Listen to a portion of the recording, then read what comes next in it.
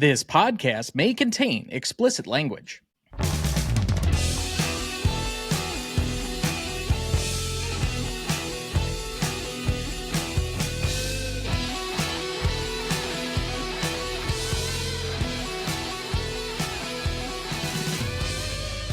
Welcome to the Greatest Movie of All Time podcast, the show that uses a unique grading style to redefine what the greatest movies are. I'm Tom Duncan. And I'm Dana Duncan. Where are these fucking frogs coming from? Well, that's quite an introduction for the evening, but let's get to our guest. We also welcome our newest celebrity guest, a film producer from LA. Please welcome in Ralph Esparza.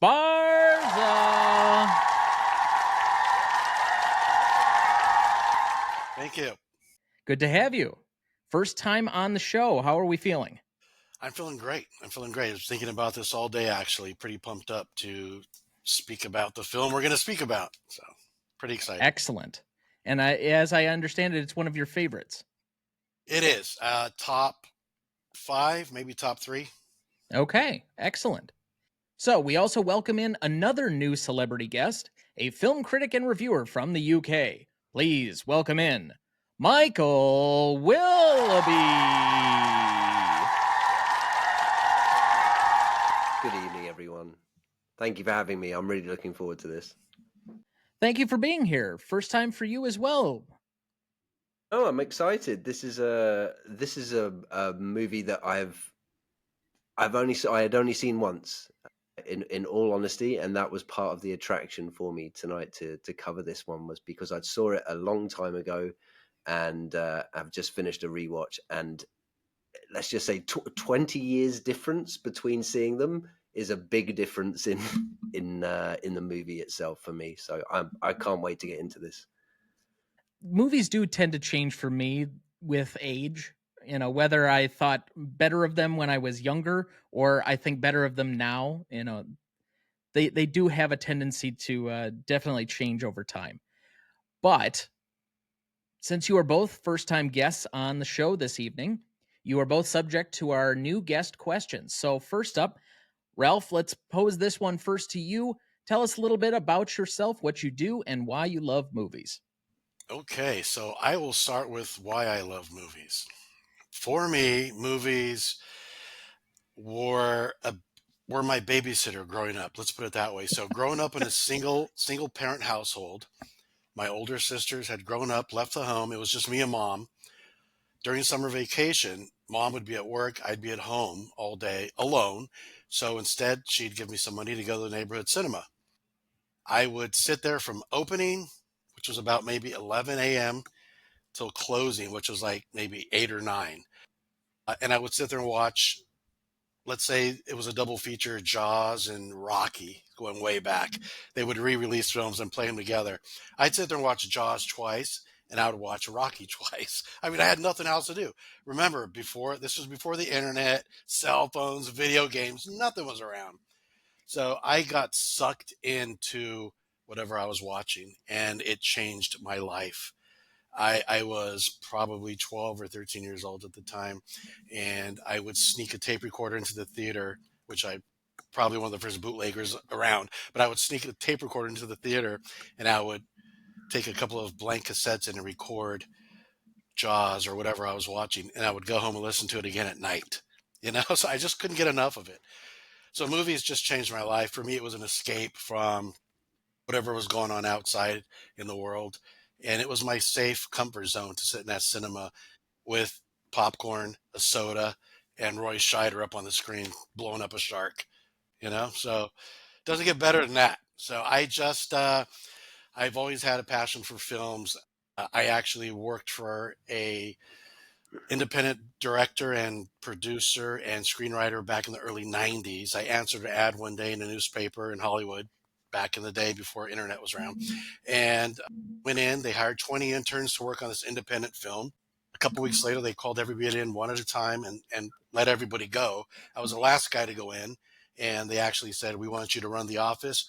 We want to hire you as assistant to the director on this film." I'm like, what? So that's where it began for me. And honestly, I would have done that job. I would have done it for free, you know, but to get paid for it was even icing on the cake at that point. So did that. Worked on a couple of great films with great talent. Cassell, Fruza Balk, Louise Fletcher. I mean, it was just an amazing time. And life happened and was going to get married, had a baby on the way. I stepped away from the business, and it was a good 20 years I stepped away. And about 3 or 4 years ago, I got back into it, reestablished all my old connections, and jumped in full force. And now it's just been like a freight train going down the tracks. I have some great projects in development, and I'm just very excited at what's going on right now for me. Excellent. Very, Yeah. very cool. So, Michael, same question to you. Tell us a little bit about yourself, what you do, and why you love movies. So I've been writing about movies for quite a long time, probably more than 15 years now. But most recently, I started a bit of an impromptu online community, which was based around movie ranking. It wasn't anything new. It was, I'll be absolutely honest, there were some parts that I stole from other, some formats, let's just say, from other podcasts. But all of us here create content. We know that nothing's really ever original, right? Anyway, Certainly not yeah. this show. Well, listen, if you can't beat them. Well, I've been doing for a long time now, yeah, for a good few years, been doing kind of weekly spaces in which we have this kind of very eclectic group of people from all over the world, and we do the very basic things like your top 5 action movies, top 5 revenge movies, sci-fi movies, but we've done we've done movies with hats, with shoes, we've done movies which are umami, so one is a bit bitter, one is a bit sweet, one is a bit sad. Some might accuse us of running out of ideas, but I think sometimes in the most creative genres that we've jammed in there, we've gotten some incredible answers. Essentially, it's been just a great big melting pot where people can come and talk about the movies they love and get recommendations off of other people. In terms of why I love movies, everything Ralph said, I was just kind of internally applauding because it was a similar, in some ways, very similar one for me. I would echo everything he said. The other side of things, I think specifically with this movie, this one, I'll give perhaps a bit more of an introspective answer in terms of why I love movies. I think movies and art in general tell us who we are and tell us what the world is and what the world was and what the world could be. And I think that's so relevant to tonight's movie, to Magnolia, because there's a huge part, I think, in one of the storylines, which is all about someone who desperately doesn't want to know who he is. And I think one of the characters has a line which is, it's important. It's important. And I think it is important to know who we are. I think in this day when there is so much out of our control, I think it's good to know who we are and why we love the things we love. So yeah, that's basically my relationship with movies. Well, I will put you in the hot seat first for our dreaded second question. What is your favorite movie and why? I'm sure everyone said this to you, which is, it's a horrible question. How dare you? Yes. First and foremost. Most people How- have said that. That's why it's the How dreaded very question. dare you? There is a pool. I think everyone has a pool, don't they? Like a top 5, let's say, which is always swirling round and always Yep. interchangeable. Tonight, I'm going to go with. It is Treasure Planet. It is Treasure Planet. It is Treasure Planet. Okay. It's my comfort movie. It's a father-son movie. Listen, I've got much better answers for you, which are more sophisticated, but they are depressing as well. So tonight, you're getting Treasure Planet. Treasure Planet is my favorite movie. All right. And we move to you, Ralph. Your turn. What is your favorite movie and why? Yeah, it's a horrible question. It depends what day Yep. of the week you're asking me. I mean, I feel like sometimes it changes, now and then, but it always comes back to one movie. And I've already referenced it once. My coffee cup says it all. Jaws. Jaws for me, as a kid watching that at 10, 11 years old, just blew me away.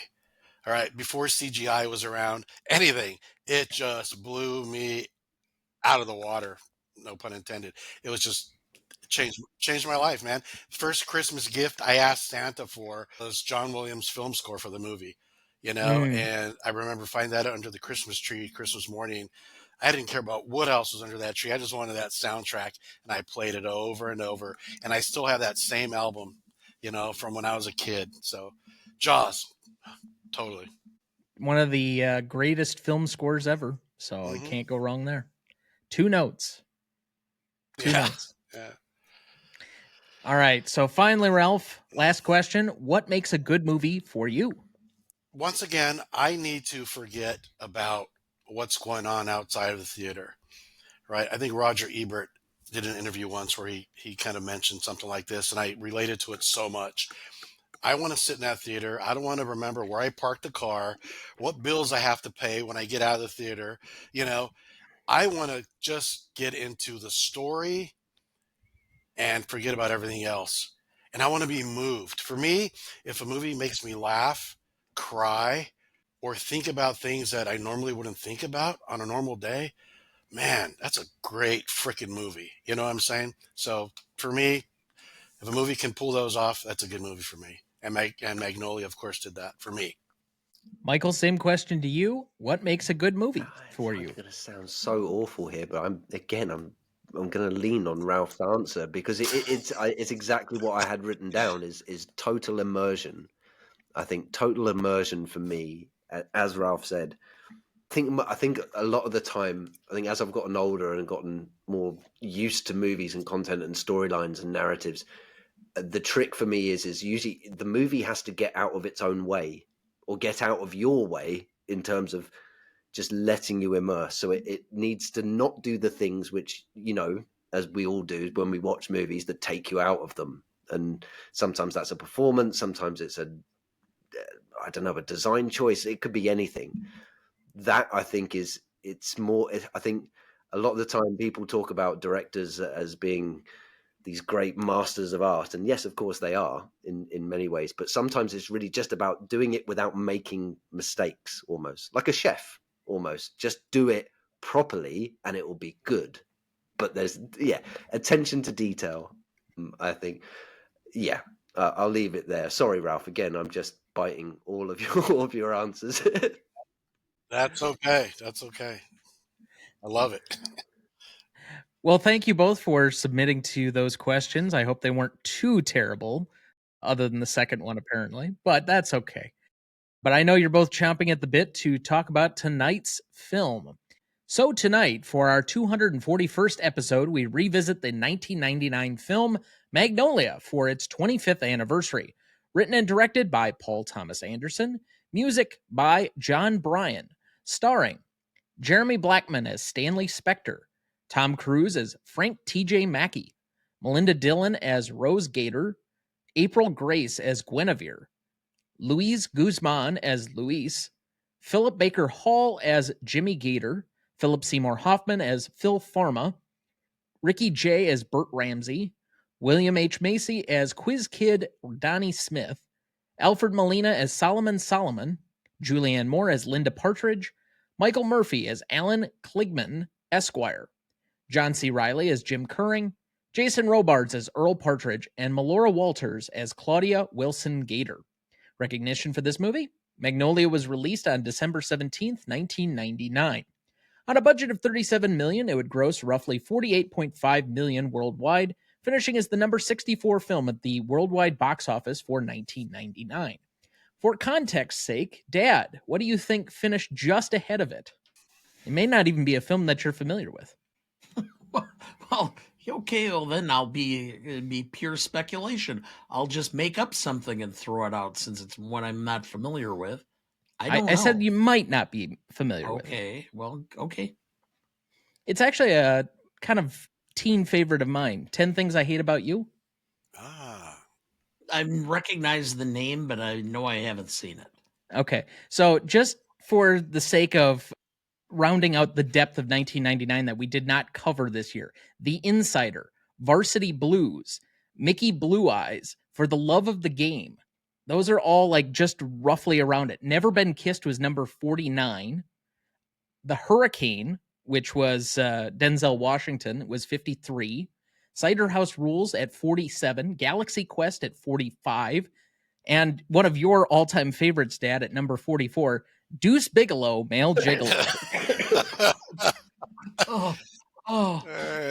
The heart loves what it loves, doesn't it? Mickey Blue Eyes was funny. Yeah, I know that was pretty good, but Rob Schneider should be like banned from Hollywood after that. I would go. They had a sequel. I would go as far as to say 10 Things I Hate About You is another one in my list of perhaps favorite movies as well, as an absolute favorite. I know the producer on that one, Andrew Lazar. It's crazy. Small World. Going back to Deuce Bigalow, they had a sequel. Yes. Last time I had diarrhea, I had a sequel too, and they were both shitting in the toilet. Wow. Okay. Off to a rousing start. If you ever do a show on Deuce Bigalow, please invite me back for that one. We may just do that now. Just to make my dad sit through it. All right. Critics were a bit mixed at the time, with many, though, finding the film among the year's best. Magnolia would receive 3 Oscar nominations for, does anyone know? Best actor, or best actor, supporting actor. Best supporting actor for whom? Best Tom Cruise. Oh, really? Yes. Screenplay. For Screenplay. Yeah. Yep. Original screenplay for P.T. Anderson. Score too, wasn't it? Editing? Original song for Aimee Mann. Oh, Aimee. Okay. In an interview, Ingmar Bergman mentioned Magnolia as an example of the strength of American cinema. Roger Ebert included this work in his great movies list in November 2008, saying, "As an act of filmmaking, it draws us in and doesn't let go." Total Film magazine placed it at number 4 in their list of the 50 best movies in Total Film's lifetime as a magazine. In 2008, it was named the 89th greatest movie of all time by Empire magazine, and its issue of the 500 greatest movies of all time. It received 8 votes, 5 from critics and 3 from directors, in the 2012 Sight and Sound polls. Following the film's release, Anderson said, "I really feel that Magnolia is, for better or worse, the best movie I'll ever make." Later, he came to consider it overlong. When asked in a subsequent interview what he would tell himself to do if he could go back and if he reshot the film, his response was, "Chill the fuck out and cut 20 minutes." Yeah. Man. Magnolia currently holds an 82% among critics on Rotten Tomatoes, a 78 score on Metacritic, and a 4.2 out of 5 on Letterboxd. So as we begin each week, Dad, what is your relationship to this film? I have none. This is the first time I'd seen it. I strategically put this on the list so that you and I would be forced to watch it. We have yet to discuss a single Paul Thomas Anderson movie on the show to this point. So this is the first one. We're crossing that barrier. I know he is well renowned among like cinemaphiles. See, now you even have me doing it. Cinephiles. Damn it. And critics and real industry people. Like he is, when they talk about the comedian's comedian, to me, it sounds like Paul Thomas Anderson is the director's director. And I've never quite gotten to a movie of his. I realized today, out of, I think, his 9 feature films, I've now seen 6. There are 3 yet that I haven't yet gotten to. But this is the first one that I really felt like it was accessible to me for the first time. I know that everybody holds There Will Be Blood as this like towering giant of the century. One of the great all-time films, not only of that decade, but of multiple decades over. For me, I felt nothing in that film. And I know I have to go back and rewatch it, but the same thing for Phantom Thread. I couldn't understand it. I couldn't really get into it. Licorice Pizza kind of left me quite wanting on that one. I actually responded quite well, at least to the first half of Inherent Vice, but even that one got to be a little bit like overlong, and the longer it went on, it just got more and more complicated. And even the one that most people hold up as like their seminal favorite, Boogie Nights, I couldn't quite understand what exactly it was about his films that I was supposed to be trying to understand. This is the first one where I felt like a true connection, somewhat of an emotional response to what I was seeing on screen. And so Nice. if there's one of the 6 that I've seen to this point that I would really hold up, this is the one so far that I would say is my favorite of the 6 that I've seen so far. For reference sake, before anybody out in the ether asks, the 3 that I have yet to see are Hard 8, which is his first one. I haven't seen Punch Drunk Love, and I haven't seen The Master. But otherwise, I've gotten everything else. And I think Punch Drunk Love is the one from that list, which I think perhaps that may be an easier one for you to connect with as well. I think the two are quite close together. Okay. But I fully echo everything you say. I got a little bit more from Phantom Thread than I did from all of the others, but otherwise I'd say the same. There Will Be Blood leaves me very, very cold, and like usually needing to go and have a shower afterwards. And I completely echo everything on Inherent Vice. It just spirals out into this kind of where are we? Why? Okay, all right. With Paul Thomas Anderson movies, you ever heard that expression? It's not necessarily about getting from point A to point B, like getting to the end. It has to be been worth the journey. And I think perhaps that may be one of the things that perhaps gets in the way of, I think, perhaps his art and audiences, is he doesn't make it easy for you sometimes. So the one thing that supposedly is like the Rosetta Stone to understanding his movies is most of it has to do with family, and either the family we choose, the family we keep, the family trauma that we have. But all of his films have that through line through them somehow. And I guess I hadn't seen it quite that way until very recently. This was a very personal film for him because I believe his dad was dying of cancer or had died of cancer. So the Jason Robards character really hit home. Going back to There Will Be Blood really quick, I just saw that for the first time maybe 6 months ago. Okay. And like you said, I found myself trying to like it, sitting there watching it. Okay, I want to like this film because it's Paul Thomas Anderson, but I'm not liking it. I like Daniel Day's performance, but for me, it was like, I was wanting something like, not Magnolia, different story, of course, but I needed it to be more than what it was. So I agree with your assessment of There Will Be Blood 100%. I have not seen Punch Drunk Love, by the way, so I'm going to do that. I think now that I've realized I'm so close to seeing his entire filmography, I might just try and cross out the last 3 on my own here pretty quickly, but we don't have those coming up on the show anytime soon. I don't know. That may be something for personal exploration. You will be home this weekend, so that is true. I don't know how much you're going to want to sit through all 3 of those movies, but well, we could at least do one. And her Fair. mother's gone because she is officially going to be gone? Well, as far as I know, it's still gone. She's still gone. She said, do you want me to watch this with you? And I said, well, let's put it this way. This is the same director who did Licorice Pizza. No, I have no interest in watching that. Oh, she's not home. You need to watch Deuce Bigelow, European Gigolo. Right? No, watch Boogie Nights.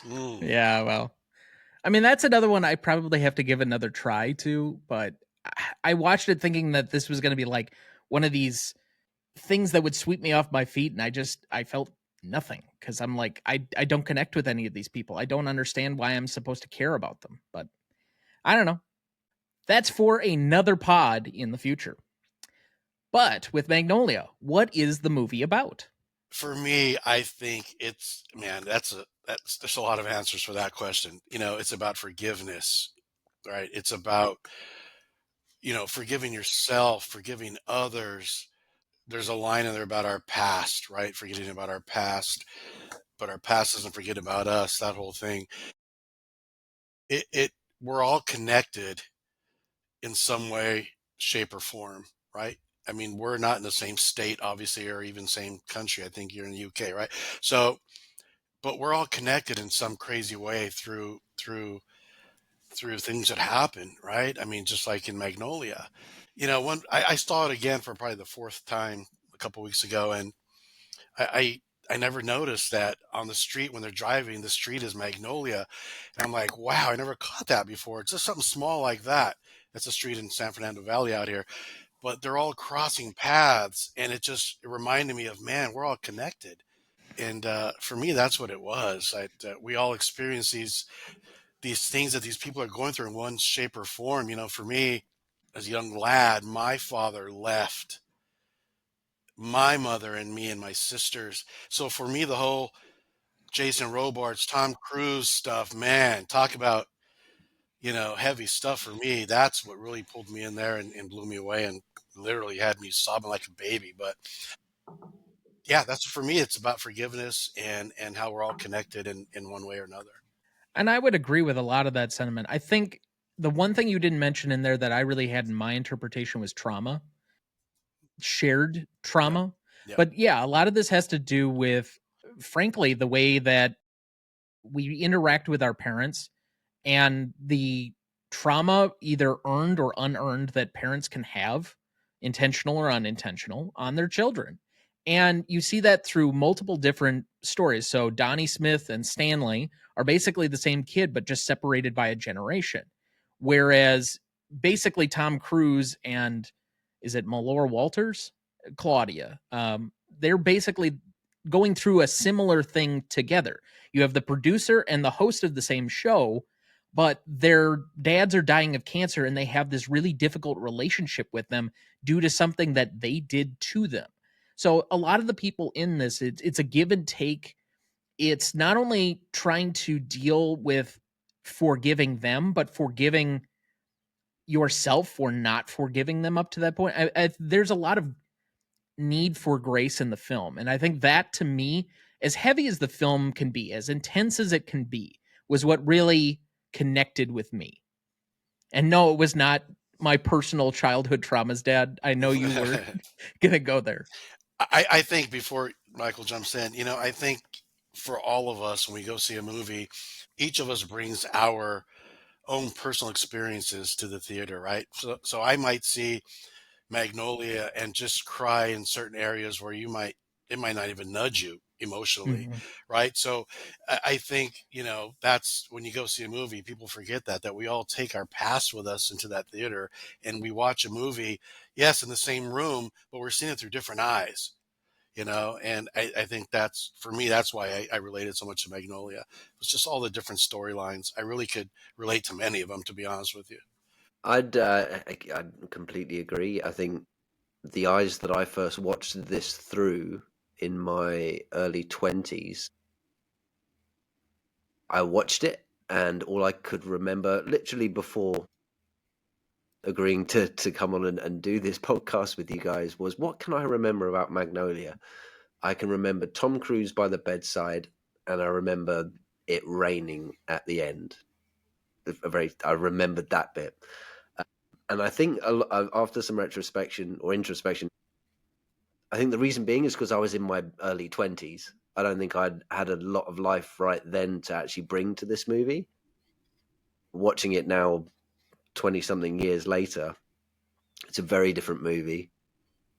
In terms of my career, since then I've had children and partners, and I've lost people, and I've been working recently with people with dementia in the last stages of their life. I work in a residence care home. So the last few months have actually, in terms of the run up to this movie, have been incredibly relevant in terms of. I completely agree with the sentiment that this is about forgiveness, 100%. I think it's also about hope in some ways. Thomas, what about what you were saying in terms of the weights that everyone carries with them, the trauma, the pain, and then what they do with it, or what they choose to do with that pain. But the third word I would choose to associate with this movie is regret. And I think those three are all kind of they're all driving each other. And it's been the scenes with, as Ralph said, with Earl in the dying bed. And I do love the movie does have a bit of fun with itself. even in the script, which is a bit indulgent in places. But I do love the bit where it's almost kind of breaking the fourth wall and says, "Oh, this is so boring. The dying man in the bed with the dying wish." Like, it's quite. I love that it took a little moment to be funny there. However, I think if you really dig down to the heart of this, I think it comes down to human beings when they face the end, when they know that death is coming around the corner. What are the only things that they think about? What are the most important things? And the most important things in terms of their regrets are the people that they've hurt and the pain they've caused other people. So if there is a meaning to life, then it's literally just that, isn't it? Just try not to hurt people that you love, pretty much. So yeah, yeah, as I said at the beginning, this didn't hit home for me originally, but I knew it was great when I watched it, but I didn't have enough life experience to appreciate it. I think that's very different now. So, Dad, you messaged me while you were watching the film, I believe on Sunday, and you Yes. said you were undecided yet on whether or not you liked or disliked the film. Did you make a decision? Yes. Would you like to share it? Sure. All right. I mean, this is a podcast. Yes, I like the film. And what I'm going to go to is this is my thought process. I watched the film in two parts. I watched it on Sunday and I finished it on Monday. Simply because it was 3 hours, and with my schedule, trying to block off 3 hours was difficult. And when I originally thought about it, I'm thinking, oh, this is about randomness and it's about pain and holding grudges and all this. Okay. Then I stopped and I thought about it some more. Then I added in, it's also about loneliness, and it's about death being, you can talk about how he died with his family around him. You die alone. Even if people are there, they cannot experience the death. Okay. They cannot experience what you're going through. They're there for their own comfort, not for yours. And so there's a loneliness that comes into play in there. Okay. Oh, that's heavy. Wow, give me a tissue. Keep Yeah, going. that's Fucking hell, yes. that's really good. Okay. Now add to that what I thought about, even just writing up my notes for today, and then thinking about it more while I was sitting in a school board meeting, because I'm on the school board, and being You did this bored. while Yes, because I was bored about what some of the things they were talking about, the education report card, which means nothing. I'm thinking about this, and it dawned on me what this really is. The frogs are about not just, that's the turning point. It's not just regret or forgiveness. It's acceptance and understanding. And I think back in my own situation with my dad, who had a very similar experience to you, Ralph. He had a very traumatic childhood.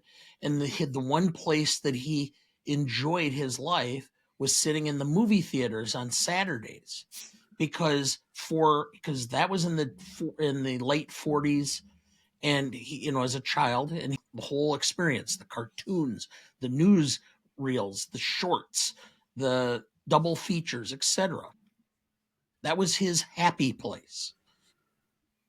And I remember the time when I realized, because there was a certain part of me that regretted, my dad was not the most emotional and connected person to me or to my sister. But I came to the realization he did the best he could, because he was also dealing with the trauma and demons of his own life and his own experiences as a child.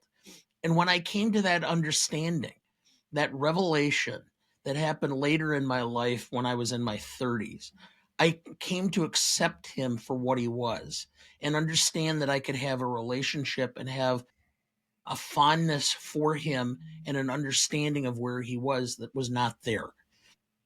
And every aspect of that, think about when the frogs hit, every character had a life-changing event. And for several of them, whether it was Donnie accepting, it was stupid of me to be thinking I could fix my teeth, or whatever it was. They all had a change in their circumstances that was significant. And it's that not just the regret or the loneliness or the pain or the randomness, but it's the acceptance. And once you have that acceptance, you're able to move forward and actually have some ability to control and enjoy your life and the relationships around you better. That's absolutely amazing. And for me, really quick, so after my dad being out of my life for many, many years, he passed away in 2020, but we were able to rekindle our relationship that last year. And I literally, was in the room when he passed. And so that, like I said, the whole Jason Robart stuff for me is really heavy. And I actually had to dress him and put clothes on him after he passed. So talk about doing the hardest thing you ever did in someone's life. That's about it for me. But man, you hit it right on the head. I seriously, that assessment right there was just, you hit the nail on the freaking head. Almost brought a tear in my eye the way you went through that right now with the frogs and everything. It's amazing. That Amazing. combination, and it comes up as a recurring theme throughout the movie, isn't it? And I don't know if we would call it a Deus Ex Machina, because I don't know if that's exactly what it is, but there are continuous references to kind of, force majeure, like Donnie getting hit by lightning, and just again, Dana, what you just said in terms of that acceptance, that thought process, that coming to that realization is like being struck by lightning. What the fuck am I doing? That feeling of, or just understanding. I love, that's woven in quite beautifully. I didn't really get the lightning connection until you talked about understanding and acceptance. It has a whole new. Well, I looked up Exodus 8-2. Was it 2. 820? So 8-2? for reference sake, if you're probably listening to this, you're very well familiar that P.T. Anderson has put Exodus 8-2 throughout this movie in various different ways, basically calling that this was going to be part of it. But the verse itself, but if you refuse to let them go, behold, I will plague all of your country with frogs.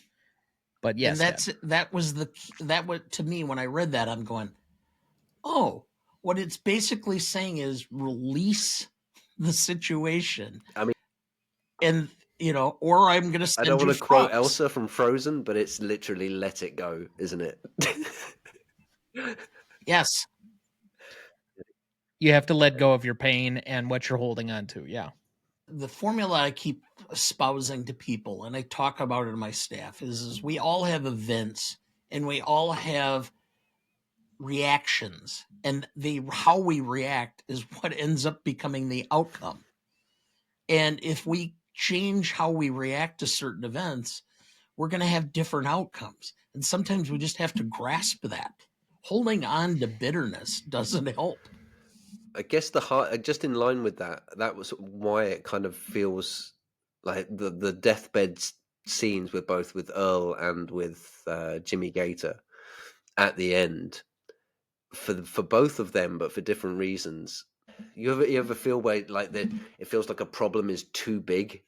It's too big to be solved. How do you solve a lifetime of pain and regret and all the horrible, literally all the shitty things you ever did?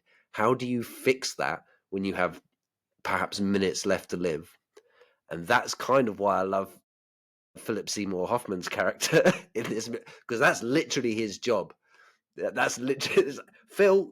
Can you just can you help me? No, I mean, also with the dogs and shit and my medication and Linda. We'll get onto Linda, but can you also, just go out and find Frank so that I can die with some peace? God bless Philip Seymour Hoffman, man. Yes, for sure. So, Dad, you ready to dig a little further into this movie? Do you have our plot summary ready for us? I do.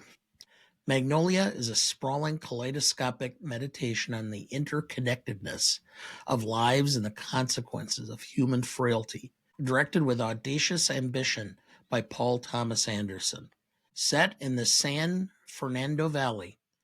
The film weaves together a mosaic of seemingly disparate characters, each grappling with their own wounds, secrets, and regrets. A dying patriarch seeks closure. A nurse becomes a moral anchor. A game show host confronts buried truths. And a motivational speaker teeters on the edge of self-destruction. What unites them is a shared yearning for forgiveness and redemption, underscored by a sequence of events that defy explanation and culminate in a surreal, unforgettable act of grace. Fueled by Jon Brion's evocative score and Aimee Mann's haunting songs, Magnolia is less a story than an emotional storm, one that challenges, overwhelms, and ultimately lingers in the hearts like a plaintive hymn to the mysteries of life. Thank you. Did you know? The story about the man being killed by a gunshot while falling off a building has for years been used as a hypothetical case in criminal law classes to illustrate causation. And I don't just bring that one up here so that my professor from criminal law that I just maybe finished, hopefully I didn't fail, so I'd have to take it again, may have some ideas for future students, since I won't have to go through it. But if I have to retake the class, I already know the Rosetta Stone. I just have to rewatch Magnolia. So there you go. Did you know? When Paul Thomas Anderson approached George C. Scott about playing the role of Earl Partridge, Scott threw the script across the room saying, "This is the worst fucking thing I've ever read. The language is terrible." Yeah, says the man who did hardcore years ago. Yeah, well, and Dr. Strangelove. Yes. Did you know? Paul Thomas Anderson wrote the bulk of the script during 2 weeks he spent at William H. Macy's Vermont cabin, afraid to go outside because he'd seen a snake. At least it wasn't a frog. I mean, religious overtones there again. Interesting. Right. Did you know? Paul Thomas Anderson made a visit to the set of Eyes Wide Shut, where he offered the role of Frank T.J. Mackey to Tom Cruise. Tom Cruise loved Boogie Nights so much he asked Paul Thomas Anderson to consider him for a part in his next film. Cruise, while initially rather terrified at playing such a change in pace, relished the role as it was so completely different from the repressed character he played in Stanley Kubrick's Eyes Wide Shut. Did you know? This is Jason Robards' last feature film. Did you know? Almost every location contains at least one picture or painting of a magnolia. And finally, did you know? The telephone number 877-TAME-HER is shown on the Seduce and Destroy infomercials within the movie. Dialing this number used to give a recording of Tom Cruise giving the Seduce and Destroy pitch. Wow, I never knew that. It doesn't work anymore, no. But I think for a time they probably had that up there. Wow, Can what a I great go back to marketing just tool one of there. the things Wow. you said? I didn't know about the Paul Thomas Anderson Eyes Wide Shut Tom Cruise connection. That is so interesting because if anything, that I think the one thing that I take away from this movie is hats off to Tom Cruise because he must have read this script and he went, that is the role I want. And one of the first spaces I ever did with movie ranking wasn't actually movie ranking. It was an interesting question. We called it the Tom Off. Tom Hanks versus Tom Cruise. If you had to get rid of one set of filmographies, which one would you choose? And the thing that kind of most people came out with after about 2-3 hours of talking about this was Tom Cruise takes bigger swings than Tom Hanks. Like Tom Cruise has taken some swings in his filmography. Haven't always paid off, but by God, I'm so glad Paul Thomas Anderson was scared of a snake and then went to go see him on Eyes Wide Shut because, yeah, this is, I think that at the end of the day, when people look back at Tom Cruise for everything that he is in terms of a personality and what he represents as an actor, which is really the reason why he's here. I mean, this is acting. This is acting. He's a movie star. He literally, to me, is like an old movie star that you hardly get anymore. Kevin Costner for me falls into that. He's like old-time Hollywood actor. Well, that looks like a good spot for our first break. We will be right back.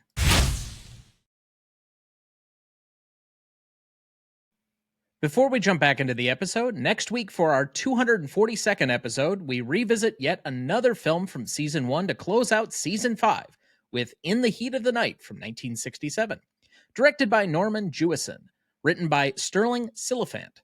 Music by Quincy Jones, starring Sidney Poitier, Rod Steiger, Warren Oates, and Lee Grant. You won't want to miss that one, so watch ahead of the show by searching the Real Good app to find where it's streaming for you. That's REELGOOD.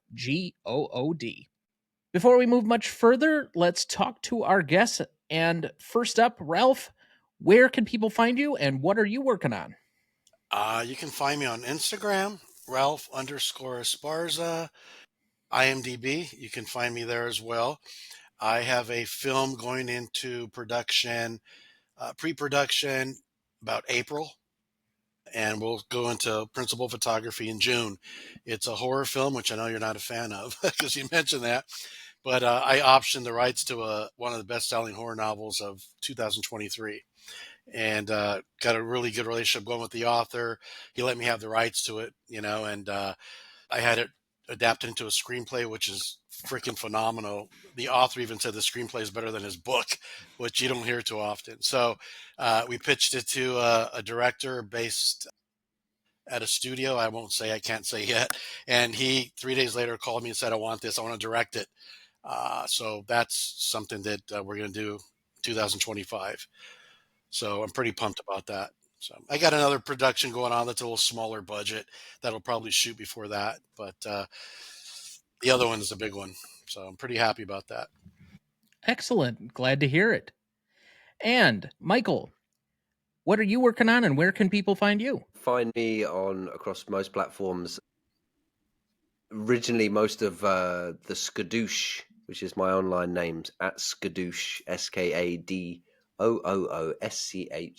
That was a name that I picked many years ago without perhaps, maybe you can imagine, without putting too much thought into it. Little did I know that I'd picked it almost kind of subconsciously by Kung Fu Panda, by the way of Kung Fu Panda. But yeah, you can find the movie ranking on YouTube, on Twitter, most recently and a lot more prevalently on Blue Sky. It's not a judgment on people who still use Twitter, just it's a personal thing for me that I'm trying now to concentrate more on that platform. Just if only the technology would catch up. But yeah, that's what I'm doing at the moment. You can catch all of my stuff on YouTube and online. You can find me on Instagram, Blue Sky, Twitter. I'd still refuse to call it X. But yeah, that's just me. That's just fine over here because yes, fuck Elon. Thank you. Sorry. Just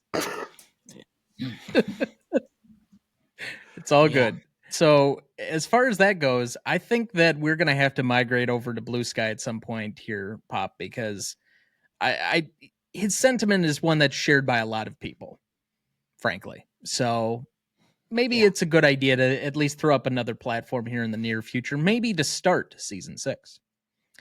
But yeah, we can always add a platform.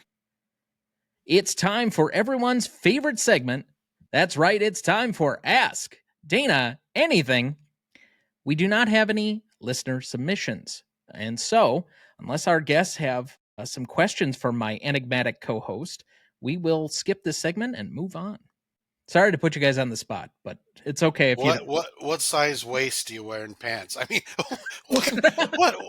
I'm trying to think of a question here to ask. I mean, what are you drinking? Bourbon. There you go. Williams tonight. It changes periodically.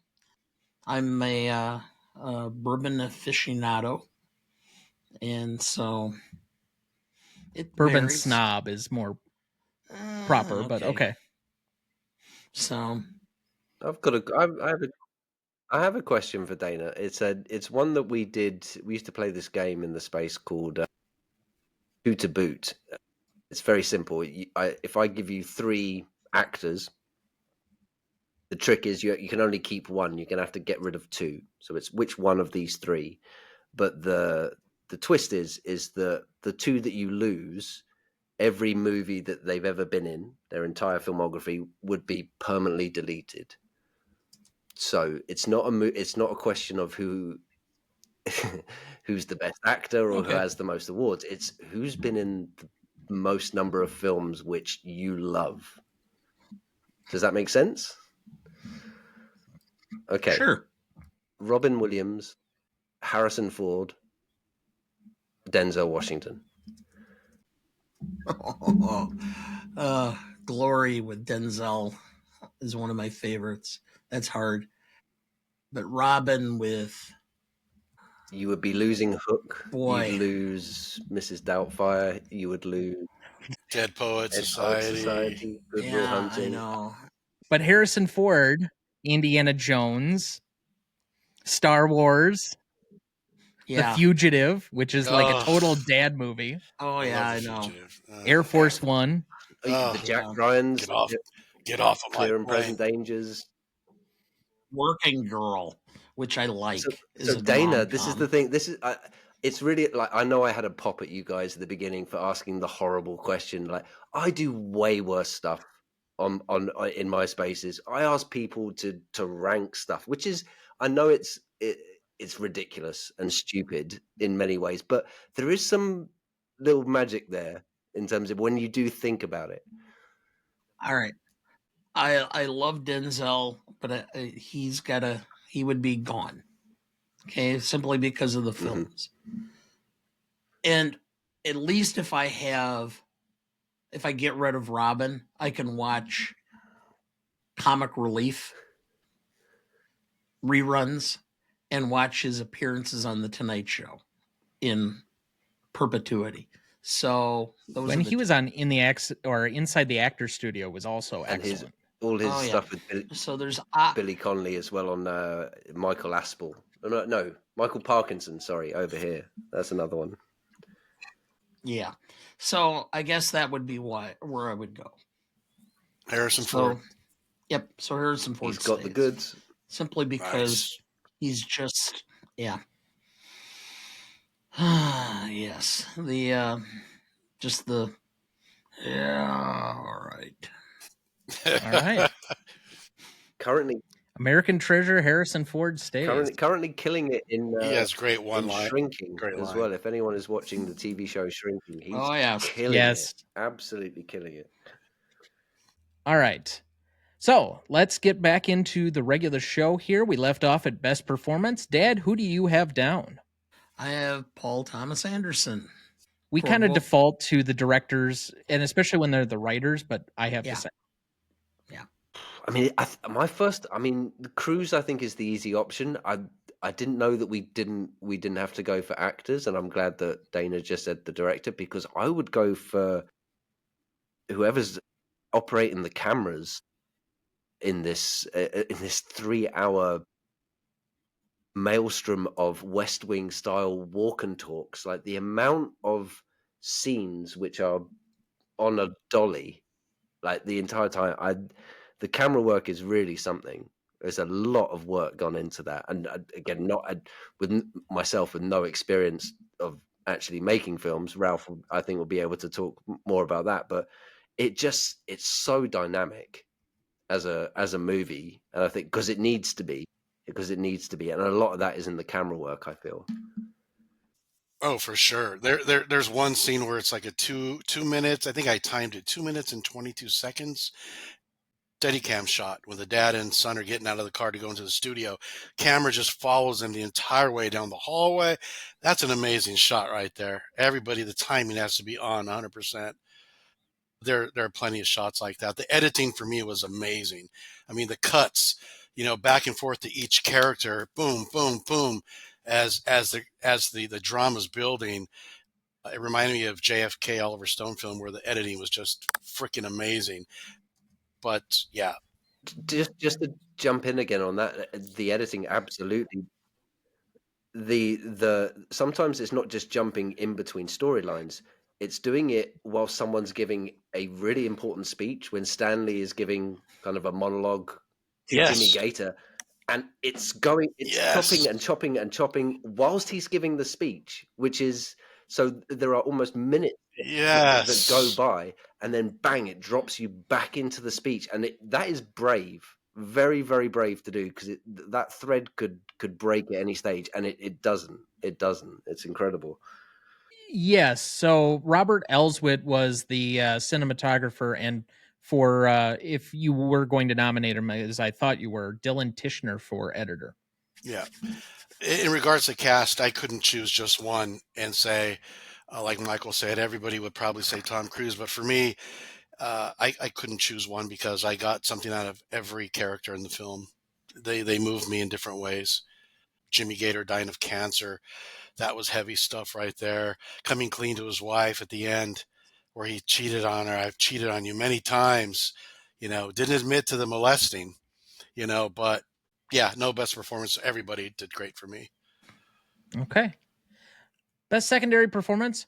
I'm going to give somebody who I know that, especially in a modern sense, is thought of more as a comedic actor, but he definitely has some really good dramatic chops. And I'm going to go with John C. Reilly. I thought he was an unheralded character in this movie. I followed him really well for somebody that is in kind of a job that I think, especially in a modern sense, the shine is off the apple a little bit more when it comes to police than it used to be, where it was held in such, I would say, a more high esteem. For him to be able to play that credibly, where I didn't think it was pulling punches as to how police behavior normally is. Like, there's some definite things in there where I think on a procedural level, now looking at it from like a legal fashion, going through law school myself, there are some problems with what he's doing, but that doesn't mean I care about his character less. I somehow found some level of connection with everything that he was doing. And by the point where even when he does something I think would be unthinkable, you're on the job and you're hitting on a woman and then you just directly ask her out, you still care about her enough to like go after the fact and try and, I don't know, in essence, save her in a way that she really doesn't want to be.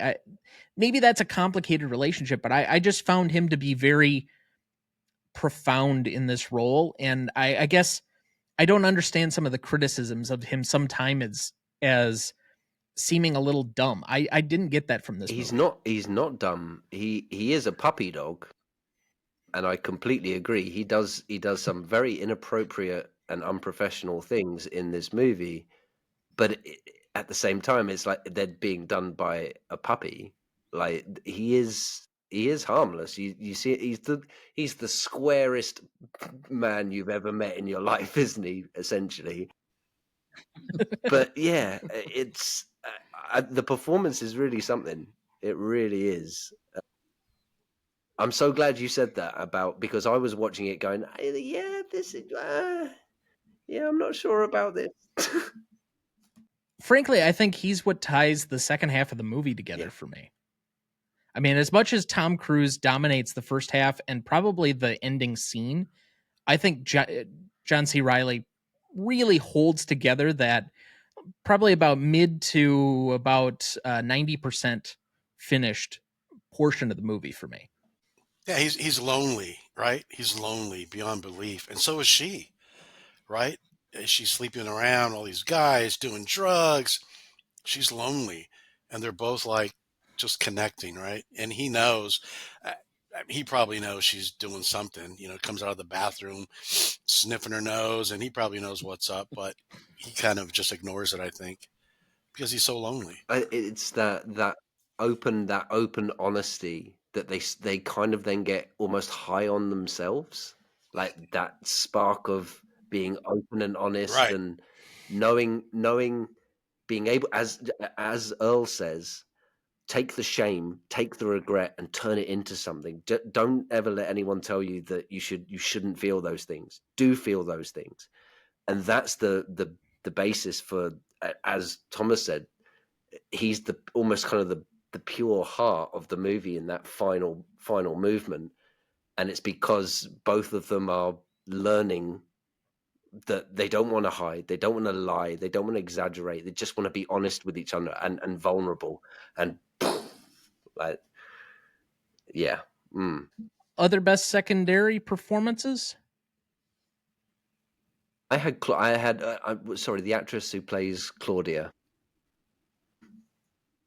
Oh, okay, Melora. I think Melora it's Walters. Walters. Yeah, she was amazing. I would, my blood pressure would go up during those scenes because she was so out of breath and high on coke, and she's like, you know, and just watching that, and with the music in the background, the way the score was, those were intense. Those were intense. 2 or 3 minutes she was on screen every time she popped up. Jangly, everything about it, in that it makes you feel, yeah, like your teeth are on edge. That's hard to do with a physical performance. It's incredible. I mean, aren't teeth always on an edge? That's a fair That's point. the bite. Dad, who did you have?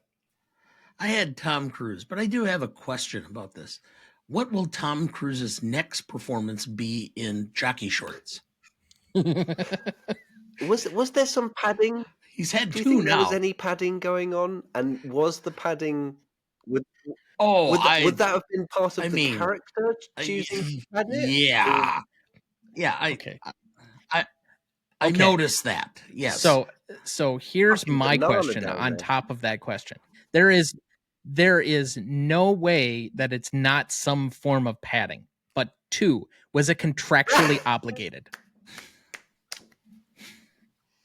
He was in great shape besides that portion, right? I mean, look at his body. He was ripped. You know, it was amazing. I understand, but it just brought back Harry Shearer in This Is Spinal Tap.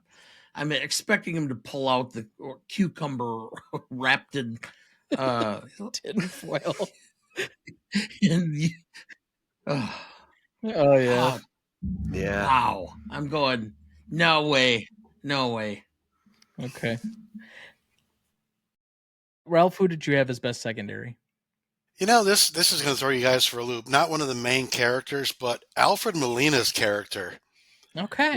William Macy's boss. It was a quick 5 minutes or whatever it was, but that guy kills it in everything he's in. I love his work. And he was just like, you know, not going to forgive William Macy. Give me the keys, that whole scene. I thought he was pretty cool. Like I said, not a big chunk in the movie, but I love his work. I'm a big fan of him. Most charismatic? I mean, come on. It's Tom Cruise. It absolutely is not. It is Henry Gibson sat at that bar giving everybody shit. That man stole that movie for me. The entire movie. He stole everything. Henry Gibson. That is the answer. Do you want to know what the character's name is, actually? No. I don't think it's ever mentioned in the film. It's Thurston Howell. Oh, wow. Yes, I saw that. Amazing. So, for those of us who remember him on Laugh-In. Yes. Henry Gibson, not Thurston Howell. Yes. So. All right. I have somebody else for most charismatic. Are you going to share? Jason Robards. He can lay in a freaking bed and still make you go, that's fucking Jason Robards. He's still the great actor that he is. Laying in a bed for the entire film. And you're still drawn to him. He's freaking amazing. Love his character. I think we only have you left there, Ralph. Did you have as charismatic? I hate to go with the easy Tom Cruise, man. Yeah. All right, we all heard it, Tom Cruise, right? Yeah, Tom Cruise. I would have to. All right. Best scene. I have 5 nominees here, and you guys can add to any if you would like. First one up, I have Respect the Cock. Next, I have Donnie and the Bartender. Then I have Jim and Claudia, so in her apartment, not at their date. Then I have Stanley refuses to perform, which is him not going up for the end of what looks almost like a mixture of Jeopardy and Family Feud. And then Frank confronts Earl. is my final one. So what did I miss, or what do you think I should include yet? I'm going to go with one that, after watching the movie years ago, it stuck with me as some amazing filmmaking by PTA, was the whole scene where Wise Up is playing by Aimee Mann, and every character is singing a line from the song. That, for me, I know some people hate that scene. Why are they singing the line? Everybody's singing at the same time. For me, that is the best scene for me. Outside of the storyline, this and that whole way he did that, and the way he shot it, because I saw behind the scenes thing how they did this. I love it. I love how and every line each character is singing is something that's going on with them. Jimmy's singing about there's a cure and he has cancer, right? Everybody's saying something that they're dealing with in the song. It's almost as if that song was written for, I wonder if it was written for that scene. I don't know. But that scene for me, I can see it over and over again. I love it. So that scene there, and I'll throw it in really quick, was Julianne Moore at the pharmacy. I know you guys don't like that, but for me that was great. How could you not have raining frogs? Yeah. Well, because it's a larger scene, and there's like 7 scenes within one, and it Does fine. it beg the question, why does Paul Thomas Anderson hate frogs? Because it gets to the point with the raining and the splattering that it becomes funny with the frogs bouncing off. Like, there are certain bits which, like, yes, oof, dude, you seem to be getting a lot of fun out of throwing a lot of frogs at people. Like, where's your trauma? Well, I'm pretty sure they were all CGI, but okay. Yeah, walking and stepping on them all. Ugh. Well, that when he starts to back up the car, and I'm like, oh, this is going to be interesting. Sound design. Who's going to clean them up? Well, that's the thing. Now, was it just like the San Fernando Valley, or was it like more extended? I mean, Exodus does refer to your country. So is it like the entire United States? We'll never know. That is true.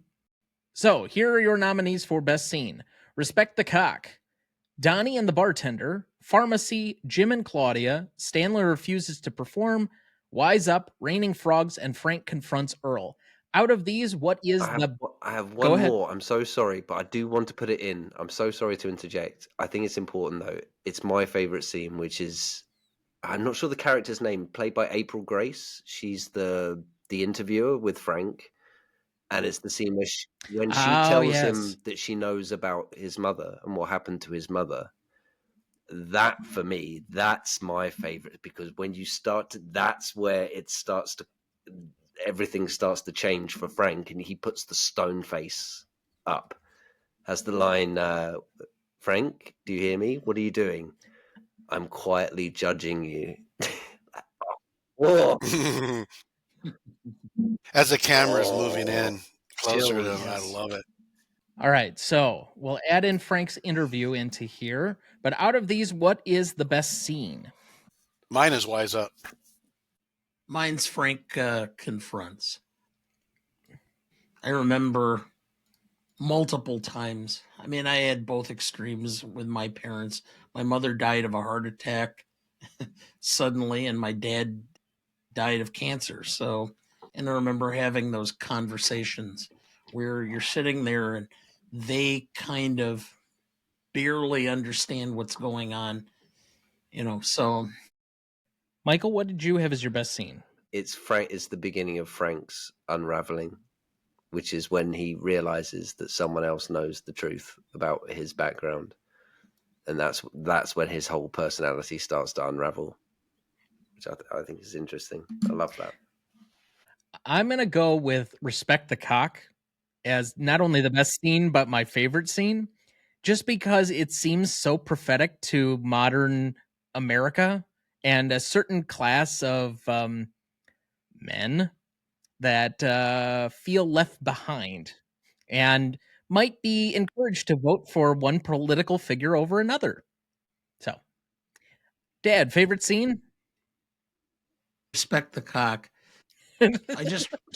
I remember that whole thing, and I've been a long time Sunday New York Times reader and get a lot out of that. And I remember reading in there, about the whole Iron John movement in the book and all that, and men being men and being out in the woods, and I'm going, and that's what this is. That's what it's representing, that movement. And I'm going, this is the idea of masculinity. So to me, it just is comical that this is the idea that this is what a man should be. Either of you, favorite scene?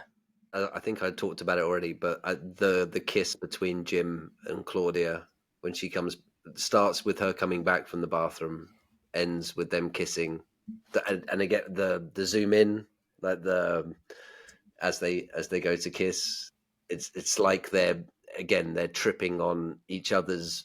One is vulnerable than the other, and then the other one pays it back, and it's like this rally that goes back and forward, which ends in a beautiful kiss. And I got to be honest, there is a lot of heart in the movie, but I think that's perhaps one of the best things about it is John C. Reilly and Claudia. Is it just some romance, like real romance, really romantic, really gorgeous, really authentic, bit weird. Yeah, I love that. At the end, where you actually see her smile, she breaks the fourth wall. She breaks the fourth wall, looks at the camera, and smiles at the viewer like a real genuine smile. That for me, it was like, wow, that's great. That is great. I mean, the cut scenes between individual stories and how it kind of evolves each one of the interconnected stories, as well as the romantic angle. It felt very Love Actually to me, and you know how much I enjoy that film. Right, Michael? It is a film that is enjoyed by many people, and it is irrefutably, Thomas, it is irrefutably a movie. That is as much as I'm going to say about Wow. A rigging endorsement. Ralph, your favorite scene yet? Really quick, Tom Cruise, of course, breaking down next to Jason Robards as he's, letting him have it verbally, just, all the years of pain and anger just coming out. And it's almost like after all that shit that he spews out, Tom Cruise is not the same. He wakes up the next morning, goes to the hospital to see Julianne Moore or something. But I feel like that is like the death of that guy that Tom Cruise was, and the rebirth, the birth of somebody else. And they even, I think Paul Thomas Anderson touches on that. We see the dog dead on the floor from eating some of that medication. So it's almost like there's that dog that's out of Tom Cruise, and he's now someone else. I don't know. There's a lot to look at there, but for me, that's a heavy scene. Heavy. And so important for Earl because it's, again, as he says, dying wish, so boring, blah, blah, blah. But he gives that. He's able to give that to Frank at the end. And that, I mean, as much as perhaps he will still, before his last dying breath, will still think he probably hasn't done enough. To do that, that it will just, peace before death. I think, One word we have not said tonight: closure. For me, that was closure for Earl and for Tom. Wow. All right, most indelible moment. It's raining frogs. How could it be anything fucking else? I knew it was coming. It was the one thing that everybody tells you about this stupid movie. And yet, at the end, it's still like, what? Yeah. I know for a fact that when there's a pivotal moment where everything changes, I'm going to say raining frogs. And 9 out of 10 people are going to look at me like I'm a fucking moron. What are you talking about? Most people look at you that way to begin with, but that's beside the point. Oh man. I That's a mean, little to fun. be honest, as much as I think that my mother might have connected with this film, until that moment, once the raining frog started happening, she would have been out. She would have hated this movie. Yeah, see, for me, that's what filmmaking is all about. It's showing something that the audience is not expecting, right? Because we get so caught up watching these cliche movies that we know what's coming next. Okay, we know how it's going to end. We know the arc and the third. We just know everything. And for me, watching this years ago, when I didn't know frogs were going to drop out of the sky, the first time I saw this, freaking blew me away. So to get to see something like that you're not expecting, damn. I mean, I can't say anything else about Paul Thomas Anderson. That's freaking brilliant. Brilliant. Weird, but brilliant. Well, that looks like a good spot for our second break. We will be right back.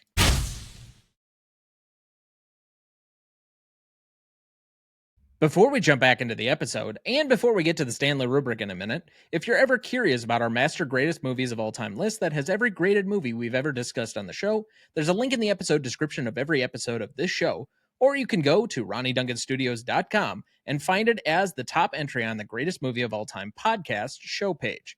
That has the grades we've done so far for all 217 movies we've graded, and we continue to add more each week. Make sure to check that out as we go and follow along. Dad, do we have anyone to remember this week? Yes.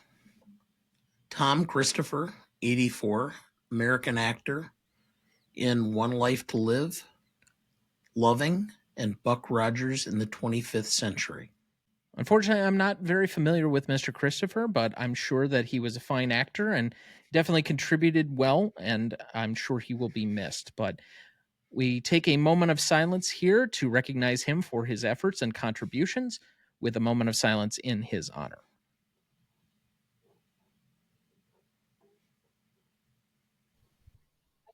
Thank you. All right, let's go to best funniest lines. Now, I must make an apology to start this best funniest lines to one Mr. Andrew Corns, who made a request that Dana would read the Tame the Cock monologue. Unfortunately, he forgot about this and did not have time to practice and doesn't feel that he could adequately do a good job. So, as his understudy, I will step in graciously here. So, Frank T.J. Mackey, respect the cock and tame the cunt. Tame it. Take it on head first with the skills that I will teach you at work and say, no, you will not control me. No, you will not take my soul. No, you will not win this game because it's a game, guys. You want to think it's not, huh? You want to think it's not? Go back to the schoolyard and you have that crush on big-titted Mary Jane. Respect the cock. You are embedding this thought. I am the one who's in charge. I am the one who says yes, no, now, here, because it's universal, man. It's evolutional. It's anthropological. It is biological. It is animal. We are men. The delivery, and actually, from your performance, weirdly enough, it sparked this thought in me, which is, I know what you were saying earlier about his character, Frank, and Tom Cruise's performance being kind of a cornerstone of the movie, because up until that point, I'd never seen something like that. Like I said, I saw this in the early 2000s. I didn't know that there were men like that on TV that existed, and that was a thing. Like that was my first introduction to it. But now we've seen like a slew of them, haven't we? And we know what they are now, mainly due to Magnolia. But the thing that it just reminded me of, that whole line, is that the delivery is like something out of the Righteous Gemstones. It's evangelical, isn't it? It's you will. It's Yes. it's just take the words out and replace them with Jesus, and like it's yeah. Yeah, no, you're right. It sounded like a televangelist right on TV, you know. Just send us your money, send us your money. Oh. It sounded a bit like Sam Kinison in his heyday. Boston stand-up. And Sam Kinison, Yep, because Sam Kinison started out as an evangelist. And so that's where I think that fits right within that sphere. You could just hear Sam Kinison as a bit saying that. All right, who has the next line? I like, this is crazy. When the frogs start dropping into the pool, we get a close up on Philip Seymour Hoffman, and he just says, "How are there frogs falling from the sky?" or something like that. I mean, his face is just like stunned, and he says that line. For me, I just thought that was hilarious. Are there frogs falling from the sky? Oh my god! If we're talking about randomness, by the way, just thought crossed my mind. His name is Pharma, and how he passed. Yeah, right. Wow. Yeah. There's a few actors in the film that we lost. Him and Jimmy Gator. I just love his work too. Philip Baker Hall. Yes. Yeah. Oh my god, he's amazing. Can I throw in an honourable mention just now that you've mentioned Philip Seymour Hoffman, because he does one of my favourite exchanges is when he's having to order Hustler and Playboy and the other magazine, and the lady on the end of the phone says, "Do you still want the peanut butter and the bread?" And he says, "Yes." It's the lack of context. It's the lack of context with lovely, which is perfect. But also, if you notice as well, when he makes a choice, Philip Seymour Hoffman, and that's why he was so absolutely incredible. He makes a physical choice when he's on the phone to that lady. If you notice, when he's not, his mouth is open the entire time. He just does this thing where he's kind of standing there with his mouth open, and it's just a little choice, but oh, I loved it. Sorry, that's not the one I'm choosing. The one I'm choosing, and I'm so glad. Ralph again. I'm so glad you mentioned Alfred Molina at the start. It's not actually Alfred Molina's line. It's Avi, I think, which is his henchman or sidekick. When William H. Macy says about him needing oral surgery and having to get braces, and he says, "Donnie, you got hit by lightning up in Tahoe. I don't think you need braces."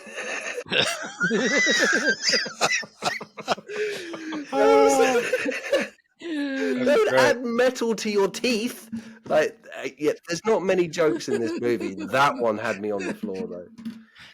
Or Tom Cruise walking in and telling Philip Seymour Hoffman, "Get those fucking dogs away from him. I'm going to drop kick him," or whatever. That was hilarious, yeah. All right, Dad, I think you're up. Jimmy Gator. The book says, "We might be through with the past, but the past ain't through with us." Yes. All right, I've got Earl Partridge. "I loved her so, and she knew what I did. She knew all the fucking stupid things I'd done, but the love was stronger than anything you can think of. The goddamn regret. Oh, and I'll die now. And I'll tell you what, the biggest regret of my life, I let my love go." That was great. Wow, really quick. I wrote this down. I think Michael mentioned it earlier. I wrote it down because Earl Partridge, Jason Robards' character, says this. And I think that it's over other shots as we hear this. He says, "Don't let anyone ever say to you, you shouldn't regret anything. You regret what you fucking want. Use that regret for anything, any way you want. You can use it, okay?" That's freaking amazing. Isn't That line brilliant? right there. And there's one more. I'm so sorry, just to do one last honourable mention. And this one, I don't know if any of you guys have seen Phoebe Waller-Bridge's Fleabag, but this is a line that comes up in there, and I'm pretty certain she must have lifted it from this, which is, "I have so much love to give, I just don't know where to put it." If you want a line that just encapsulates the human condition, wow, right there. Jim Curring. "A lot of people think this is just a job you go to. Take a lunch hour. Job's over." Something like that. But it's a 24-hour deal. No two ways about it. And what most people don't see is just how hard it is to do the right thing. People think if you make a judgment call, there's a judgment on that.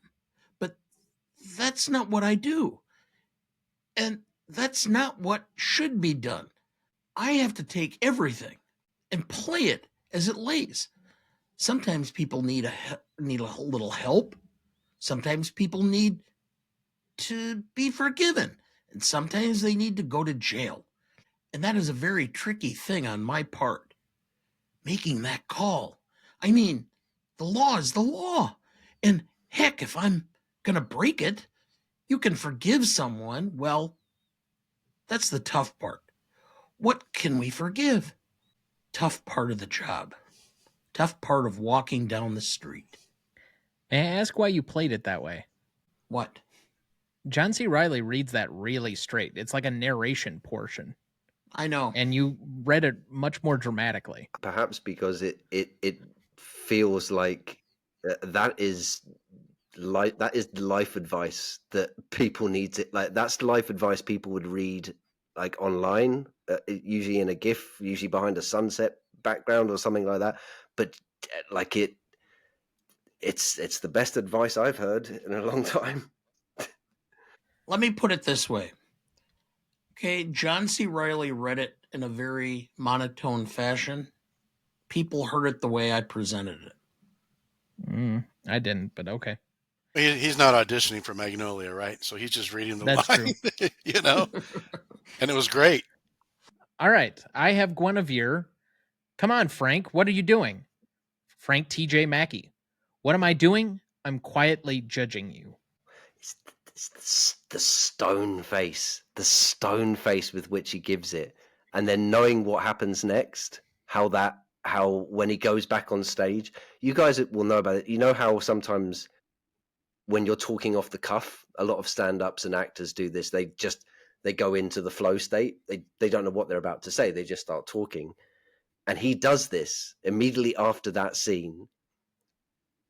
And you start to see him crumble. You start to see him crumble because he's just let go and he's doing the character. But inside, you're seeing everything's just starting to disintegrate. And it starts with that. Who's up? I'm out. I don't have another line. I mean, I could read the whole script. That'd be all the lines. I got like 5 or 6 more, so. All right, fine. I'll continue here. Frank T.J. Mackey. Don't go away, you fucking asshole. Don't go away. Don't go away, you fucking asshole. Don't go away. Don't go away, you fucking asshole. That's the best I can do without like actually crying. It's not bad, dude. The one that triggered me the most in this movie was when we haven't talked a lot about Stanley and his fucking dad, have we? Is it Michael Bowen who plays the dad? It does an incredible job, because I wanted that when he says to Stanley, when we know what's happened, Stanley's wet himself, and he says to Stanley, he knows what's happened. The kid has just told him. He said he pissed his pants, so he jerks him round and he says, "Show me, stand up." Makes him stand up, shows him. He already knows what he's about to see, but then he says the most unforgivable line, which is, "Oh, for fuck's sake, Stanley, why would you do that?" And I just wanted to reach into the screen and twist that fucker's head off. Like, oh, you bastard, you fucker. Why would you say that to your child, you fucking prick? Sorry. Well, along those lines, I have one here for you. And don't read too much into this one particularly, but Dad, you need to be nicer to me.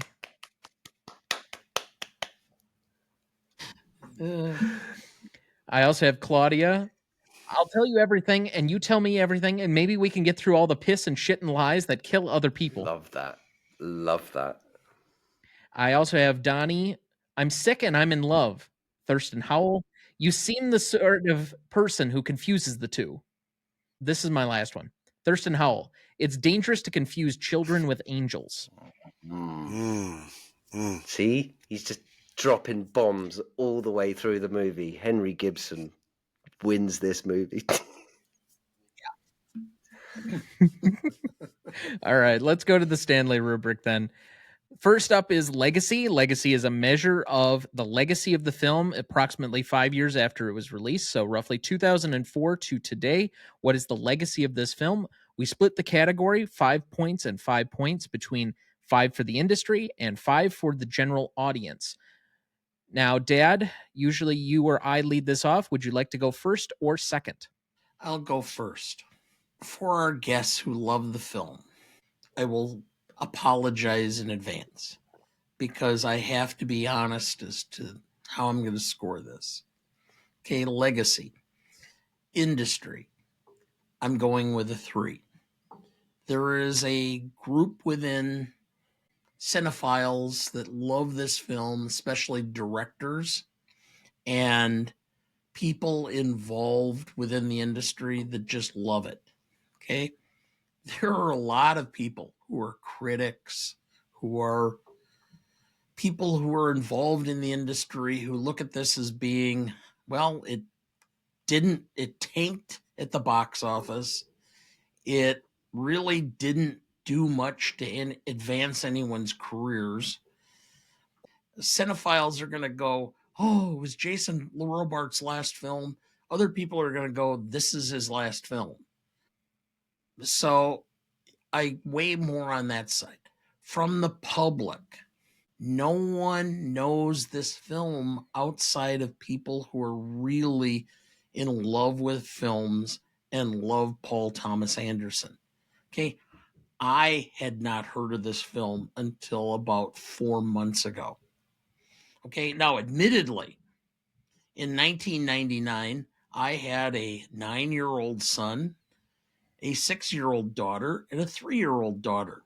And it was difficult for me to see a lot of films unless it was like Aladdin or such. So it fell within that kind of blinder spot for me. But still, I've talked with people, and a lot of people do not know this film. It's a shame, but I'm not sure there's a large group of people that would really love the film because it's provocative, it's artistic, it's thought-provoking. And when you can go and see car chases and explosions, why would you necessarily want to go here? So, public, I'm going with a 1, so I'm at a 4. I'm going to respectfully disagree, Pop, that I think we give a little too much credit to the people who don't watch a lot of films in some of our scoring on Legacy.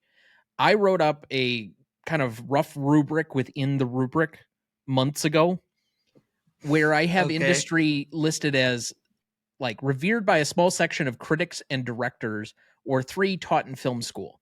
I think you would find it very difficult to find a lot of cinephiles who probably have not seen this movie. It's not like a truly deep cut because it's a fairly well-known director and it's the movie that he's the most proud of, even though most people refer to it as his most imperfect film. It is one that I think a lot of people probably watch before several of his other, what I would call deeper cuts. So like Punch Drunk Love. I think Magnolia, you're going to probably put that on before you'd put on Punch Drunk Love. Or even Inherent Vice. I think this is going to come up before Inherent Vice on most people's watch list. And so because of that, I have it roughly listed at like a 3.5 because it's somewhere between taught in film school and on the must-watch films of most critics and or like changed some industry practices. Like I don't think it completely changed industry practices, but I believe when we did the Love Actually episode like 3 years ago, that I gave it a little bit of credit for kind of inventing this weird rom-com trope where they did this kind of interweaving story, interconnectedness, and it birthed like all of those weird holiday rom-coms like Valentine's Day and Mother's Day and all these New Year's Eve. I think there was one that was also in there. But I want to say they just basically ripped off Magnolia and made it into a rom-com. And so I give this a little bit of credit there. So I have a 3.5 for the industry. On the public, though, to go back to where I was starting, if most of the film nerd community has seen it, or even half, it falls somewhere between a 2 and a 3 for me. So I have that at a 2.5, and I end up at a 6. You make a good point on the industry, so I'll go up a half a point. So I'll go from my 4 to a 4.5. I would agree broadly with strangely enough, with both, even though they're opposing points of what you've both just said, I think there's truth in both of them.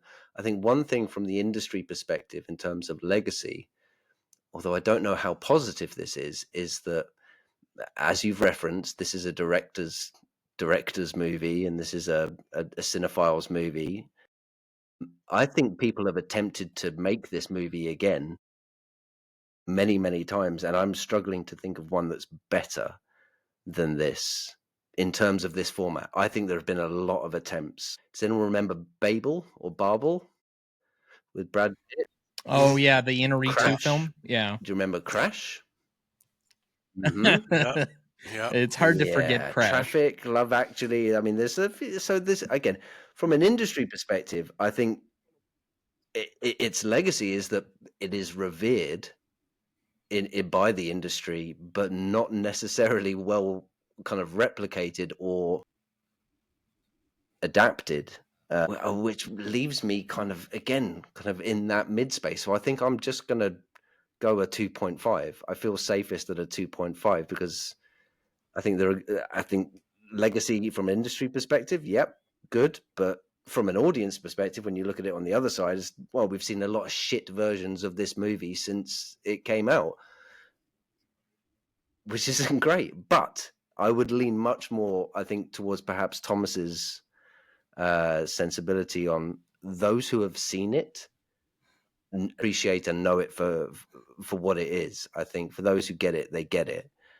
Again, though, and again, to play both sides, I'd agree with Dana though as well. Though outside of that group, it's a hard draw, and it's a really hard draw. So I'm going 2.5 and 2.5 on both sides. I think, unfortunately, fives. Fence sitter. You know, I love the film, right? So for me, it's a master class in filmmaking. It really is. I think it set the standard for that type of film, the structure, like Michael was saying. Other films have tried to do it and just failed. I think Paul Thomas Anderson could have been shorter. Yes. Like you said, 20 minutes shorter at least. For the industry, I'm going to give it a 4. Okay. I think let's say I'm a student at a film school and they showed this film to me in class. Wow. You know what I'm saying? And I went to film school. This wasn't around when I was in film school, but like I said, it's a masterclass in filmmaking. For anybody to come around and top this, it's going to be a hard thing to do. Public, I'm going to give it, it's going to be low. It's going to be like a 2, I think because I have young kids, well, teenagers, and they're so used to seeing things that are, like you said, fast moving, special effects. Their attention spans are not going to be able to take this 3-hour film, right? It's not a Marvel movie, right? So I don't think there's a place for it right now. Like, let's say it were to come out, at a theatrical release. I don't think it would do well. I think it would do worse than it did back when it came out. But for somebody to see it at home, on their TV, I think it's definitely a must. I think everyone should see it. If anyone loves movies as much as we all do, and if you're a movie fan, give yourself 3 hours and watch the movie for sure. So I guess I'm at a 4 and a 2, a 6. All right, so that is a 5.38 average between the four of us. Impact and significance. Dad, you led off the last category, so I will start here for us.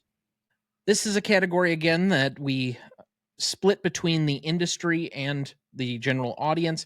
This is the impact and significance of the film in the immediate 5 years after its release. So roughly 1999 to 2004, what was the impact and significance of this movie? On an industry standpoint, I do think that it was a big swing by somebody who was getting a fairly large reputation. It was maybe the last real big swing by Tom Cruise. I know that, Michael, you said earlier, Tom Cruise tends to take a lot more big swings. I don't think Tom Cruise has taken a lot of big swings since about 2000. A lot of it's been the action films. He's just kind of become this defining action star. Let me run around, jump through stuff. Jack Reacher, Edge of Tomorrow.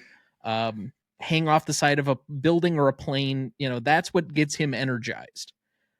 But it's not this kind of dramatic acting anymore. I think to a degree, this might have broken him going this deep. Do you think perhaps, and I completely agree with what you're saying, but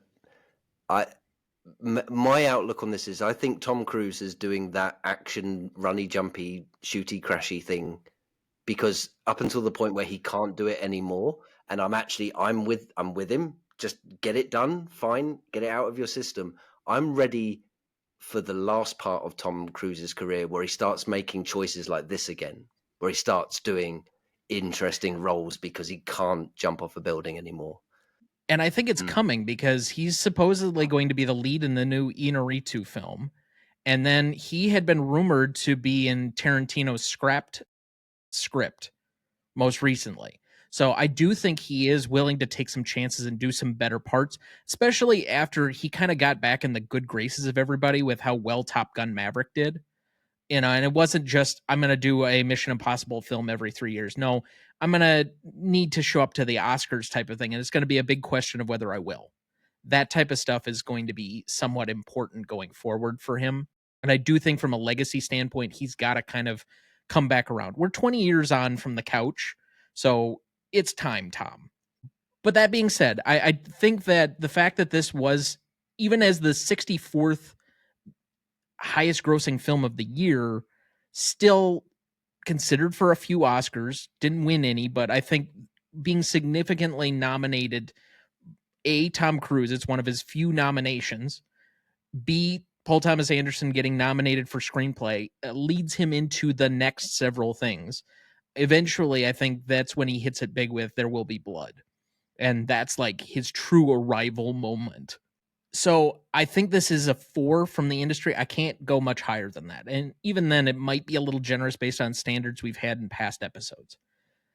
But on an audience side, again, I have to kind of refer to the film bro kind of conversation. I don't think this is something that was seen by the general public. It was 64th worldwide. We already mentioned a bunch of films that finished well above it, and they are plenty. They were much more generally positive. They were things that people have probably seen a lot more often than Magnolia. But the fact that the film community still embraces this, as I think almost universally everybody says this is an imperfect Paul Thomas Anderson movie. But the way they still come out for it, I think says something. So I'm going to go with 3 on that. I have a 7. So not all that different from my 6, but all right, go ahead, Dad. I agree with your comments on the industry. I'm not going to add a lot. I'm going to go right with your same 4, which is what I have. For the public, I'm going to go a little lower than you. I'm at a 2.5. Okay. And for the public, it's, again, this is a situation, this is a common theme where it's art versus mass consumption. It's the difference of when you go to a restaurant and you have the nouvelle cuisine, where it's the little pieces of food that are put on your plate, versus having really good food that's a large portion that most Americans prefer. It's that problem with this film that why the public did not embrace it. You talk to people who are art or who love art, and they'll go, "Oh, I love Monet," or "I love." Occasionally, you'll see Picasso, but then you talk, and then it's how many people love Dali because it's just a little bit more avant-garde, and that's where this falls below. So I'm at a 2.5 for a 6.5 overall. Ralph, would you like to go here? Sure. I'm going to go with the public audience first. We'll go backwards here. I think it was a limited release, if I'm not mistaken. I don't think it was a wide release. And I think a lot of the audience might have been expecting maybe a little more of something in the Boogie Nights kind of vibe. You know what I'm saying? A little bit of tits and ass and all that stuff going on in Boogie Nights, Mark Wahlberg, all the, young stuff. I don't think people were really prepared to see something like this for his next outing. And I think it caught people off guard, which is why it landed number 64 on the list. I'm going to give that a 2.5 for the audience. Like I said earlier, I don't know if it would even make it in the top, 70 if it were released today. Industry, I'm right along with you on 4, or for both of you, on impact in the industry. I'm going to kind of echo what I said before, and I don't want to repeat myself, but I think it kind of ties into what I said earlier. Paul Thomas Anderson just basically setting a standard with this, and I think it's actually made a huge impact in the film world. I would agree. I think industry-wise, it's almost a 4.5 for me. It's a high one because, as we said, even though in the year that it was up for Oscars, it didn't particularly do well. But I think, as we've covered, it clearly had a huge impact on those people, because then almost look at kind of Oscar-winning movies after that point, kind of that's the template they were going for. Like, that's what they were going for, even though perhaps it didn't win on its own. But so yes, from an industry standpoint, I'm going 4.5. I'm going high on the audience as well, and it's for one key reason. I'm going 4, and I think this sums it up. I think for those of us who saw it, for those of us who watched it and it connected with, I think there are a lot of cinephiles out there who didn't know that they were cinephiles until they watched this movie and they loved it. That makes sense? Good point. This is kind of the line in the sand for people. And for those who just perhaps it didn't connect at the time, like myself when I first saw it, didn't have perhaps the life experience for it to really connect with. But there was still something about me that, even though I didn't have the life experience, I knew this was a work of art. I knew it was a work of art, and going back and watching it 20 years later completely proves it again. So yeah, I think people make decisions about themselves and what they like based off of, oh shit, I must be a cinephile. You hit it right on the head really quick. So I'll tell you really quick why I want to make movies and why I do. It's not for the fame and for the money. I want to reach that 12-year-old kid who was me sitting in the theater and somehow impact his life, right? And I think if Magnolia impacts even one person in that theater, where there might be 300 sitting, it's done its job. You know what I'm saying? We all, like I said earlier, we all see movies through different eyes, and yeah. So I want to throw that in. It's even if it reaches one person, then it's done what's supposed to do in my eyes. Like Thomas said, people will draw swords for this movie. People will go to bat for it. And Paul Thomas Anderson has a great filmography. He really does. But if you were to put a gun to someone's head and say, put a number of DVDs, Paul Thomas PTA DVDs out on the bed and say, choose the one you want to watch the most right now, I don't think most people go to There Will Be Blood, or I think there are a lot more people who would go to this before anything else. When we get to it and me doing Daniel Plainview, then maybe I'll convert a few. But, all right. So that's a 7.13 average between the four of us. Novelty.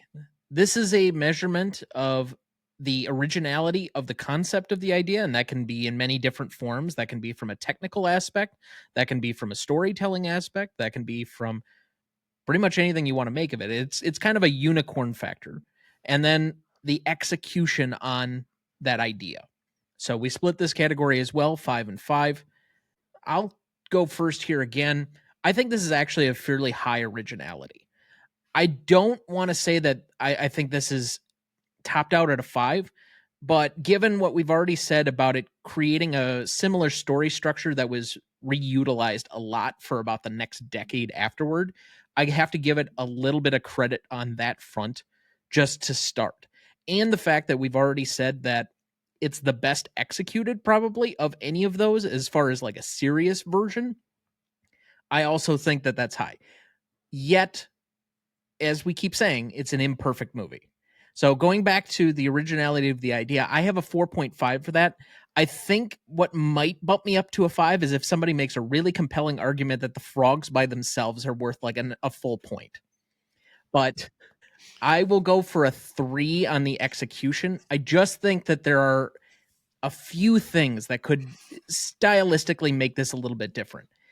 New Line Cinema specifically said to PTA at the time, this may be the only time you get to do this. You have carte blanche to do whatever you want. And normally when we see filmmakers get that blank check, they create a movie that is so controversial. I think one of the ones that I heard somebody compare this to was Damien Chazelle's Babylon. Oh, It falls in a similar category wow. where it's they get this ability to do a blank check and create a movie that is so controversial to people. Now, Dad, you and I loved Babylon. Yes. We had a very good, enjoyable experience in the theater watching that. But to other people, they can't stand that movie. Similarly, I think that this movie could have been cut down at least 20 minutes, if not probably a good, 40 minutes, probably. There are a Yes. couple of storylines in here that, from my personal vantage point, didn't need to be there. And for everybody, it's a little bit different. For some people, they didn't like the Jim and Claudia stuff.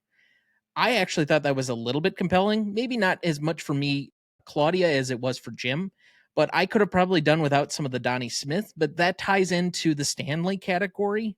And so you kind of have that dichotomy, young versus old, when it comes to that. So I don't know if you could have really cut out all of that. And then I don't know, the Linda Partridge stuff, I don't really know overall how that connects to everything else in the movie. It feels kind of like an add-on. And as much as I've enjoyed Julianne Moore, I thought she dialed it up to 12 on this one a lot. So Boo. sorry, Ralph. I know you'll defend that to the end, but I know you'll defend that one to the end. But so I have a 7.5 on this one. I have a 4.5 for the originality and a 3 for the execution. I want to jump in. So, really quick, Novelty. I have 4.5.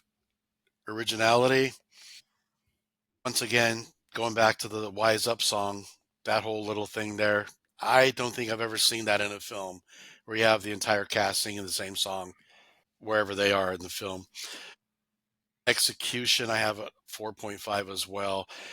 I thought the opening, the first few minutes where we're seeing this old footage of, how coincidences happen. You see Patton Oswalt get scooped up in the lake, and that was freaking amazing, right? Why is this guy in a tree? And then we find out why.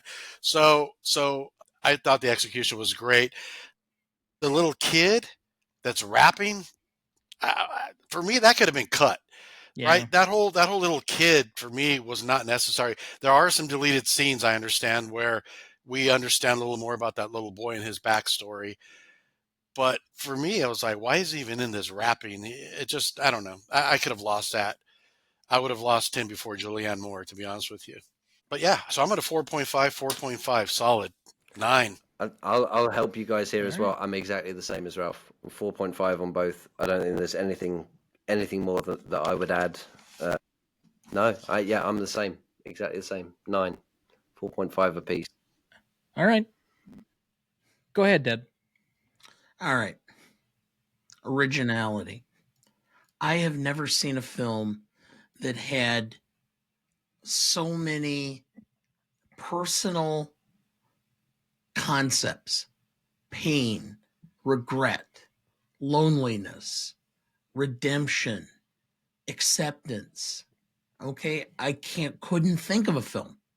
So you want to give it a point or a point down or half a point down? I can't.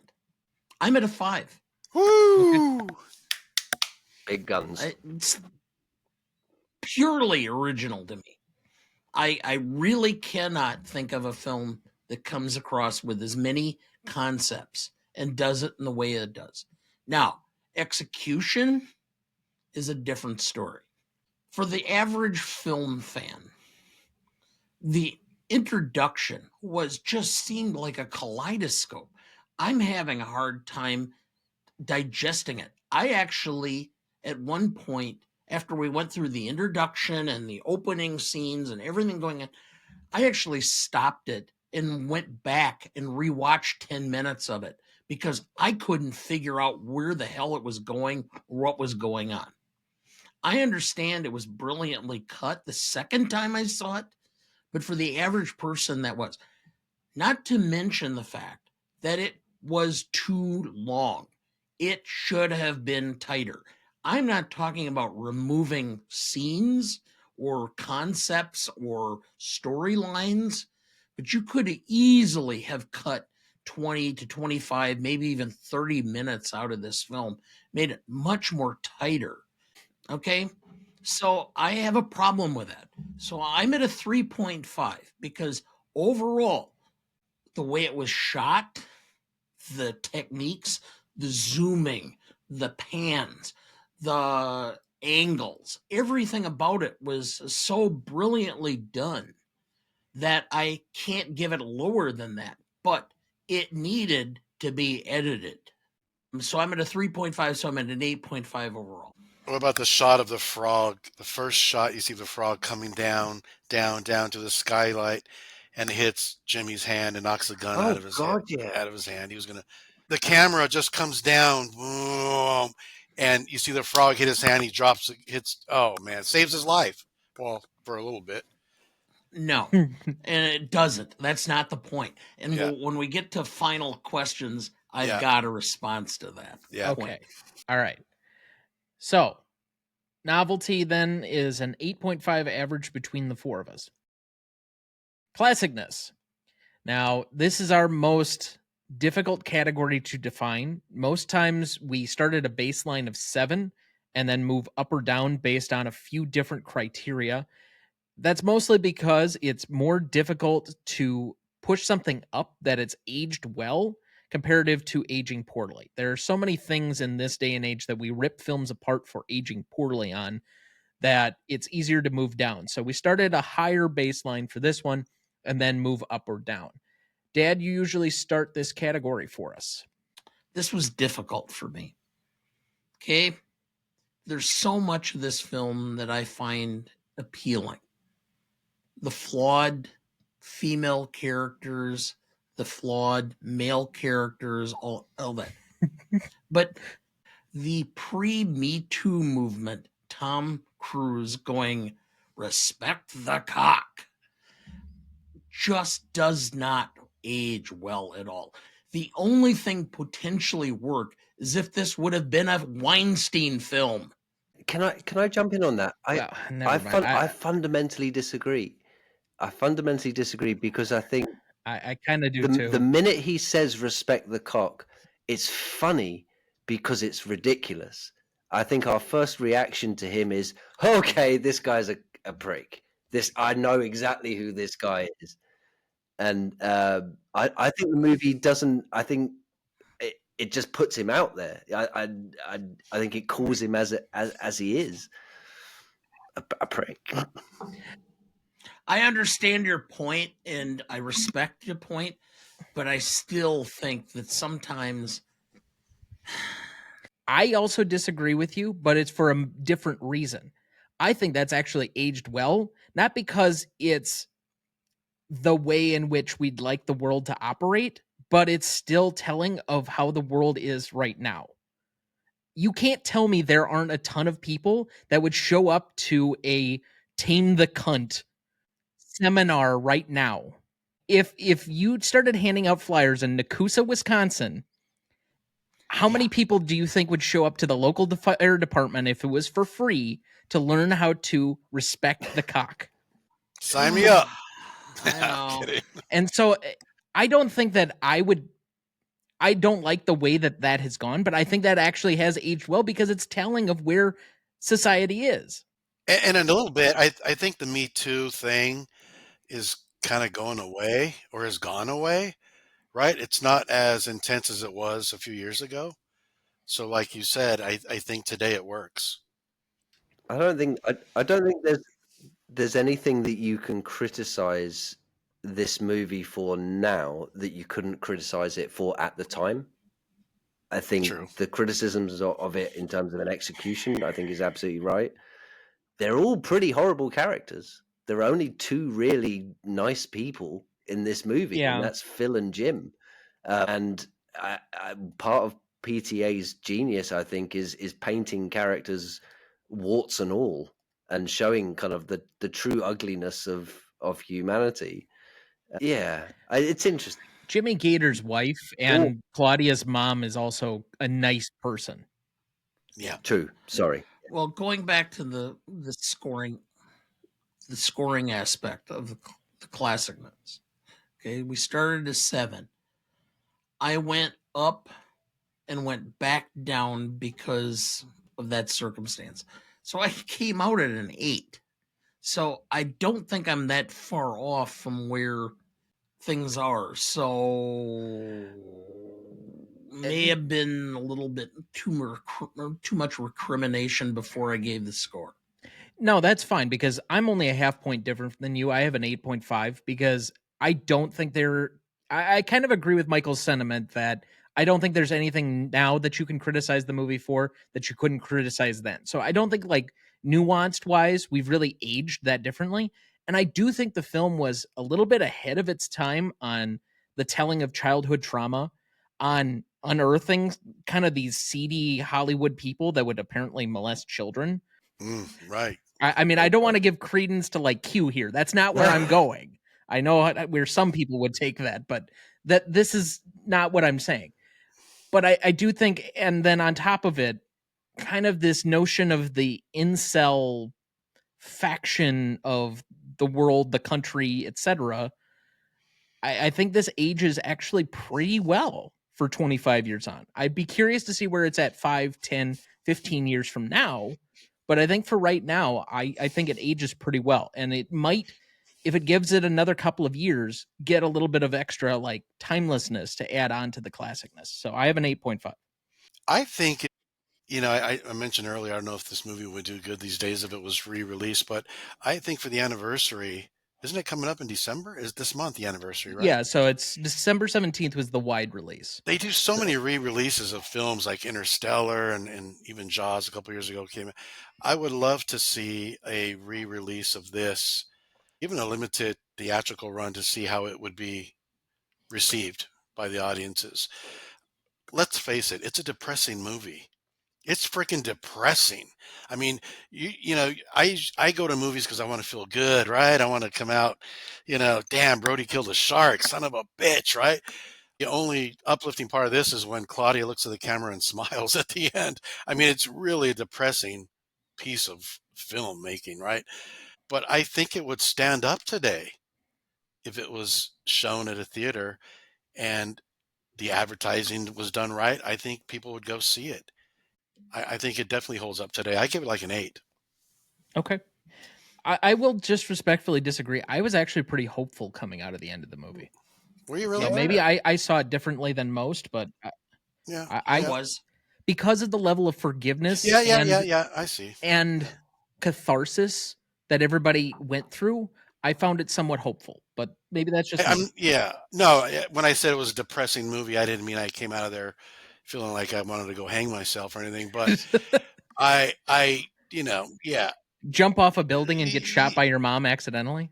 But the whole Jason Robards thing and all that stuff, yeah, so it moved me different, I guess, than a lot of other people, but Michael, I think you're the only one left. I'll be quick. I agree. I think broadly with yourself and with I would put this at a 9. I think if you neuralized the entire human race with Men in Black cha-ching thing, and you re-release this movie at the next Oscars, I think it cleans up. Woo, love it. If people forget they ever saw it, and he re-released it tomorrow, I think it cleans up. 9. Well, it went up against Gladiator, didn't it? I think, or something that year. So no, it was American Beauty that year. American Beauty, right? American Beauty. Yeah, a real which I will go to bat for that movie as well. Talking of Me Too, Jesus.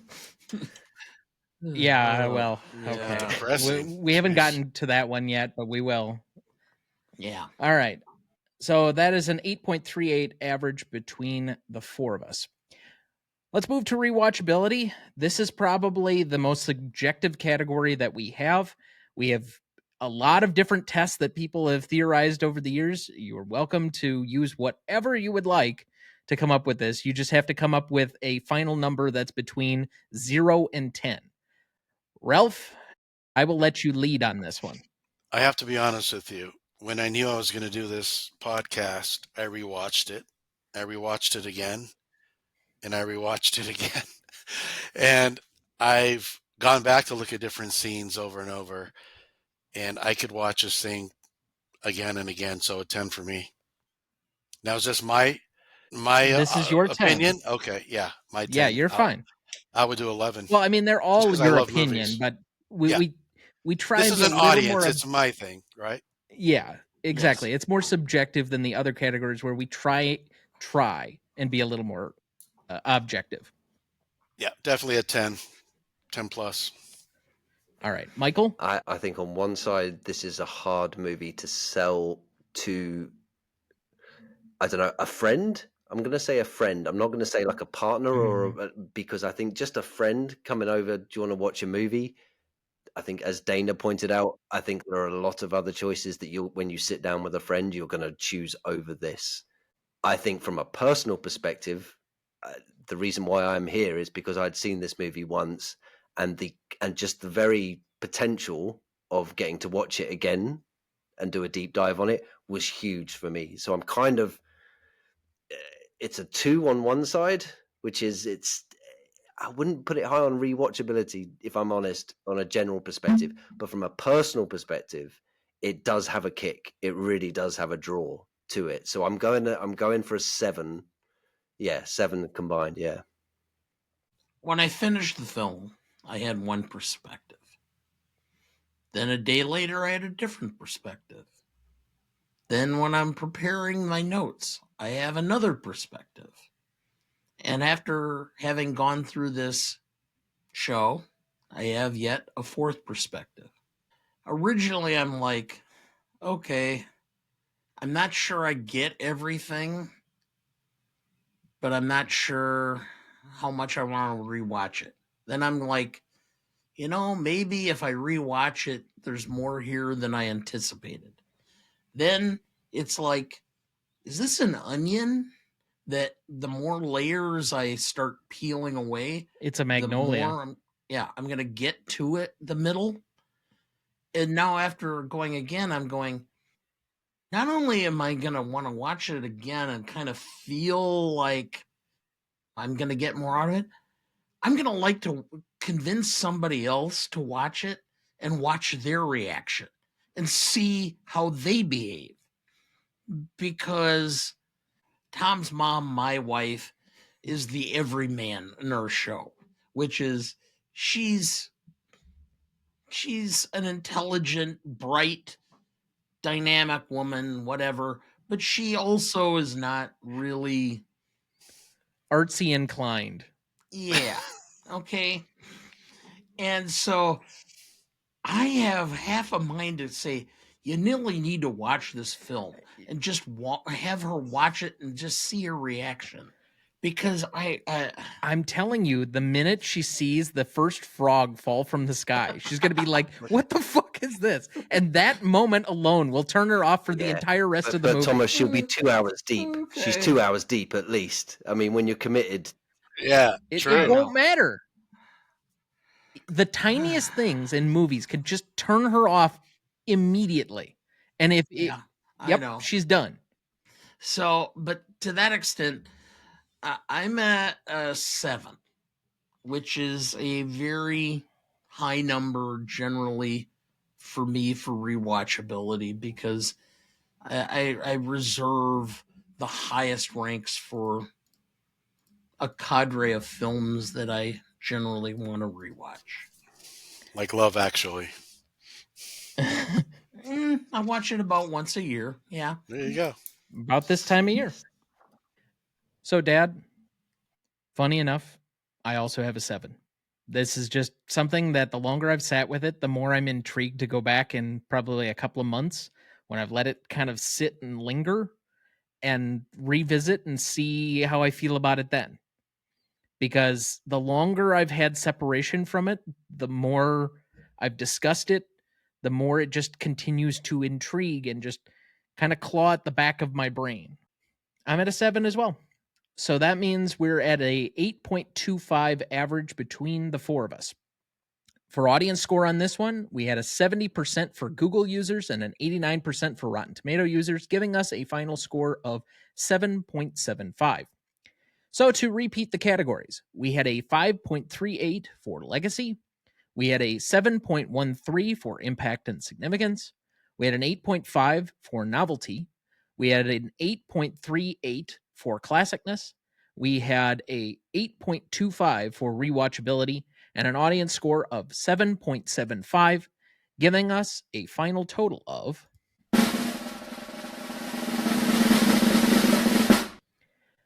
45.39, and currently placing it on our list.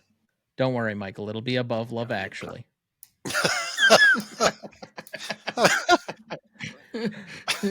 Just between 12 Years a Slave and Monty Python and the Holy Grail for number 127. What company? That's a juxtaposition in terms of neighbors, isn't it? Every week, That's our show. Every week we have weird. Oh man. I mean, I should just read a random section. Okay, we'll do this as an exercise. Anyone give me a range of numbers 5 or 1 through 5 numbers anywhere between 1 and 217. 124. 124. So we'll start there. Okay, number 124 on the list is Seven Samurai, followed by Spotlight, 12 Years a Slave, then this movie now, and then Monty Python and the Holy Grail. Wow. That's the purpose of the show. We're trying to figure out how you match up various genres and put them together.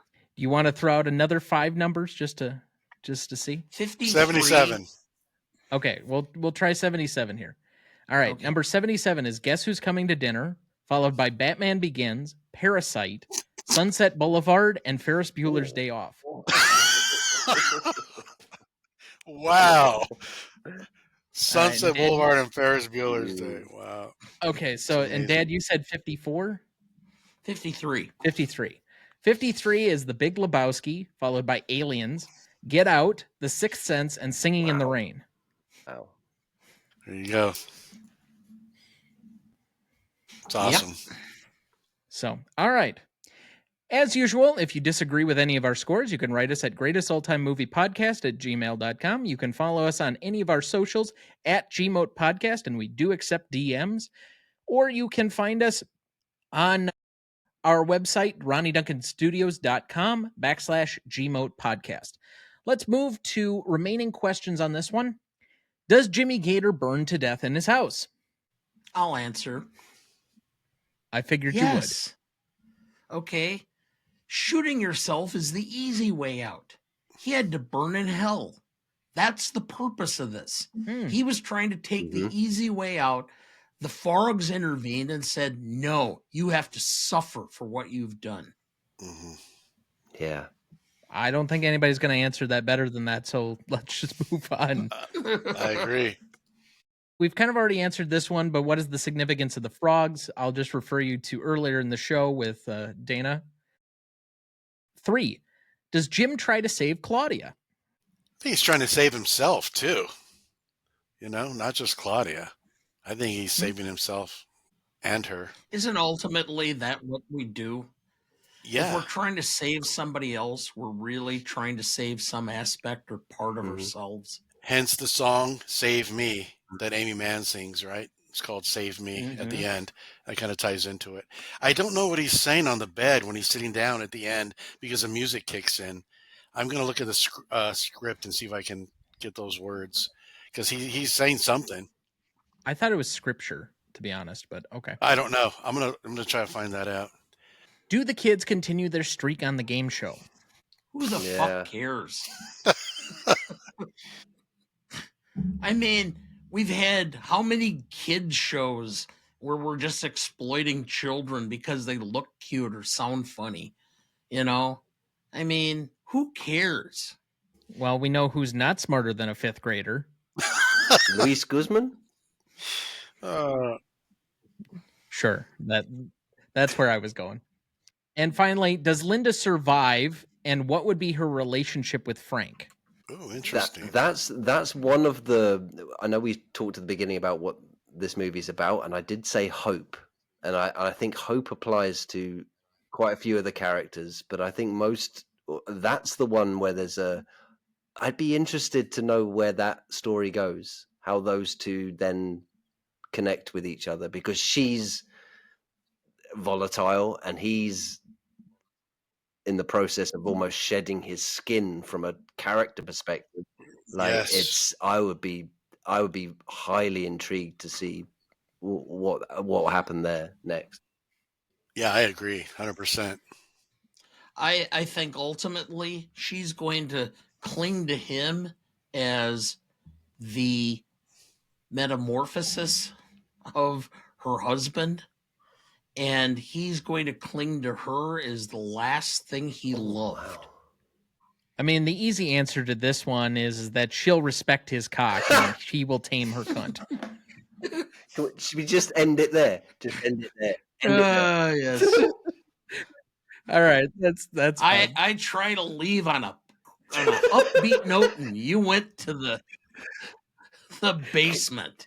Comes in like a my. wrecking ball. You taught me well. Yeah, I guess. All right. I want to thank our guests for being with us this time, and we'll reverse order from the last time. But Michael, where can people find your work, and what are you working on? You can find me on YouTube and on Twitter and on Blue Sky at Skadoosh. Or if you Google movie ranking, you will find me eventually. Yeah, I am working on more movie rankings. I'm writing some bits and pieces at the moment. I have a script myself, which I'm kind of ticking over. And it's been an absolute pleasure, guys. Thank you so much for having me. You're welcome. And you were working on a movie ranking this evening. Yes. Yeah. Well, I like the nerdy side of movie journalism. I think everyone likes to talk about their feelings and artistic style and stuff. I like this stuff. I like when you actually break stuff down, break it down, and actually look at why and why and why and how does it compare. This is nirvana for me. So yeah, once again, thank you. You're very welcome. Said. Well said. And Ralph, what are you working on, and where can people find you? Yeah, so can I drop a few names really quick? Is that okay? Yeah, absolutely. So the first project I'm going to shoot it's called Killer Date, and it was written and going to be directed by a talented guy named Carlos De Leon. The book that I optioned, I'll say the name of the book. There's no problem with that. It's called The Exorcist House. Scarier than shit. I mean, it's a really good book. I read it and couldn't sleep the first night. I kid you not. It's really an intense book, and that was written by a great author, Nick Roberts, and adapted to a screenplay by my buddy Dane Larson, and that will go into production in June. We got a great director attached, and yeah, you'll be hearing more on that, I'm sure, if you follow me on Instagram. Sounds good.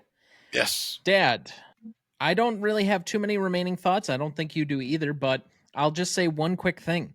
We have one of the rare opportunities next week. We do not have a guest on. It is just the two of us. Just the two of us. Yes. We haven't done one of those in 6 months. Yeah, I know. What film? I know. What film? In the Heat of the Night. Oh, wow. Yes, there you go. a true buddy film. How appropriate. I mean, you could say it's a father-son-ish Yeah, okay. kind of movie. Anyway, no, it looks like my wife will be cookie baking with my daughters up in the Twin Cities. You and I will be home alone with our 3 dogs. And oh no, I'm gonna have this edit to keep me company. Oh, okay. Well, we may actually be able to get out and see a film that the two of us will enjoy and Mom will not. I'm not sure about that. I think that it's enough of a mainstream movie. A Real Pain is what we're talking about. That Mom might even like that. Well, all right. I suggest rewatching Magnolia. Yeah, well, I'll guarantee Magnolia did not play in my town. I will guarantee it. That is probably true. Even in 1999, it was going to be difficult. Yeah. Anyway, but yes, that's all I have. So looking forward to the holiday. I am anxious for Christmas. I spent an entire day driving down to Madison from Wisconsin Rapids. If anybody wants to look at a map to assist you with regards to some business, and listen to Christmas music the whole way there and the whole way back. I'm anxious. Dana, very quickly, top 3 Christmas songs. Just because of the irony, White Christmas, the Christmas song, Yep, and Holly Jolly Christmas. The first two simply because they're written by Jews. No. Yeah, okay. This is the part of the show where we have to suddenly cut. So thank you all for listening. Yeah, I don't want to get canceled. Thank you all very much for listening. We'll see you next week. They call me Mr. Tips. Next week for our 242nd episode, we revisit another film from Season 1 to close out Season 5 with In the Heat of the Night from 1967. Directed by Norman Jewison, written by Sterling Silliphant, music by Quincy Jones, starring Sidney Poitier, Rod Steiger, Warren Oates, and Lee Grant. You won't want to miss that one, so watch ahead of the show by searching the Real Good app to find where it's streaming for you. That's REELGOOD. Please like, follow, rate, and review, or whatever on whichever platform you have so that more can join in on our fun. You can also email the show at RonnieDuncanStudios.com or at GreatestOldTimeMoviePodcast@gmail.com, or find us on YouTube, Instagram, Twitter, Letterboxd, or TikTok at the handle @GModePodcast. The Greatest Movie of All Time is a production of Ronnie Duncan Studios. Our show is mixed, edited, and written by Thomas Duncan. Our music is thanks to Purple Planet Music. Our technical provider and distributor is Captivate FM.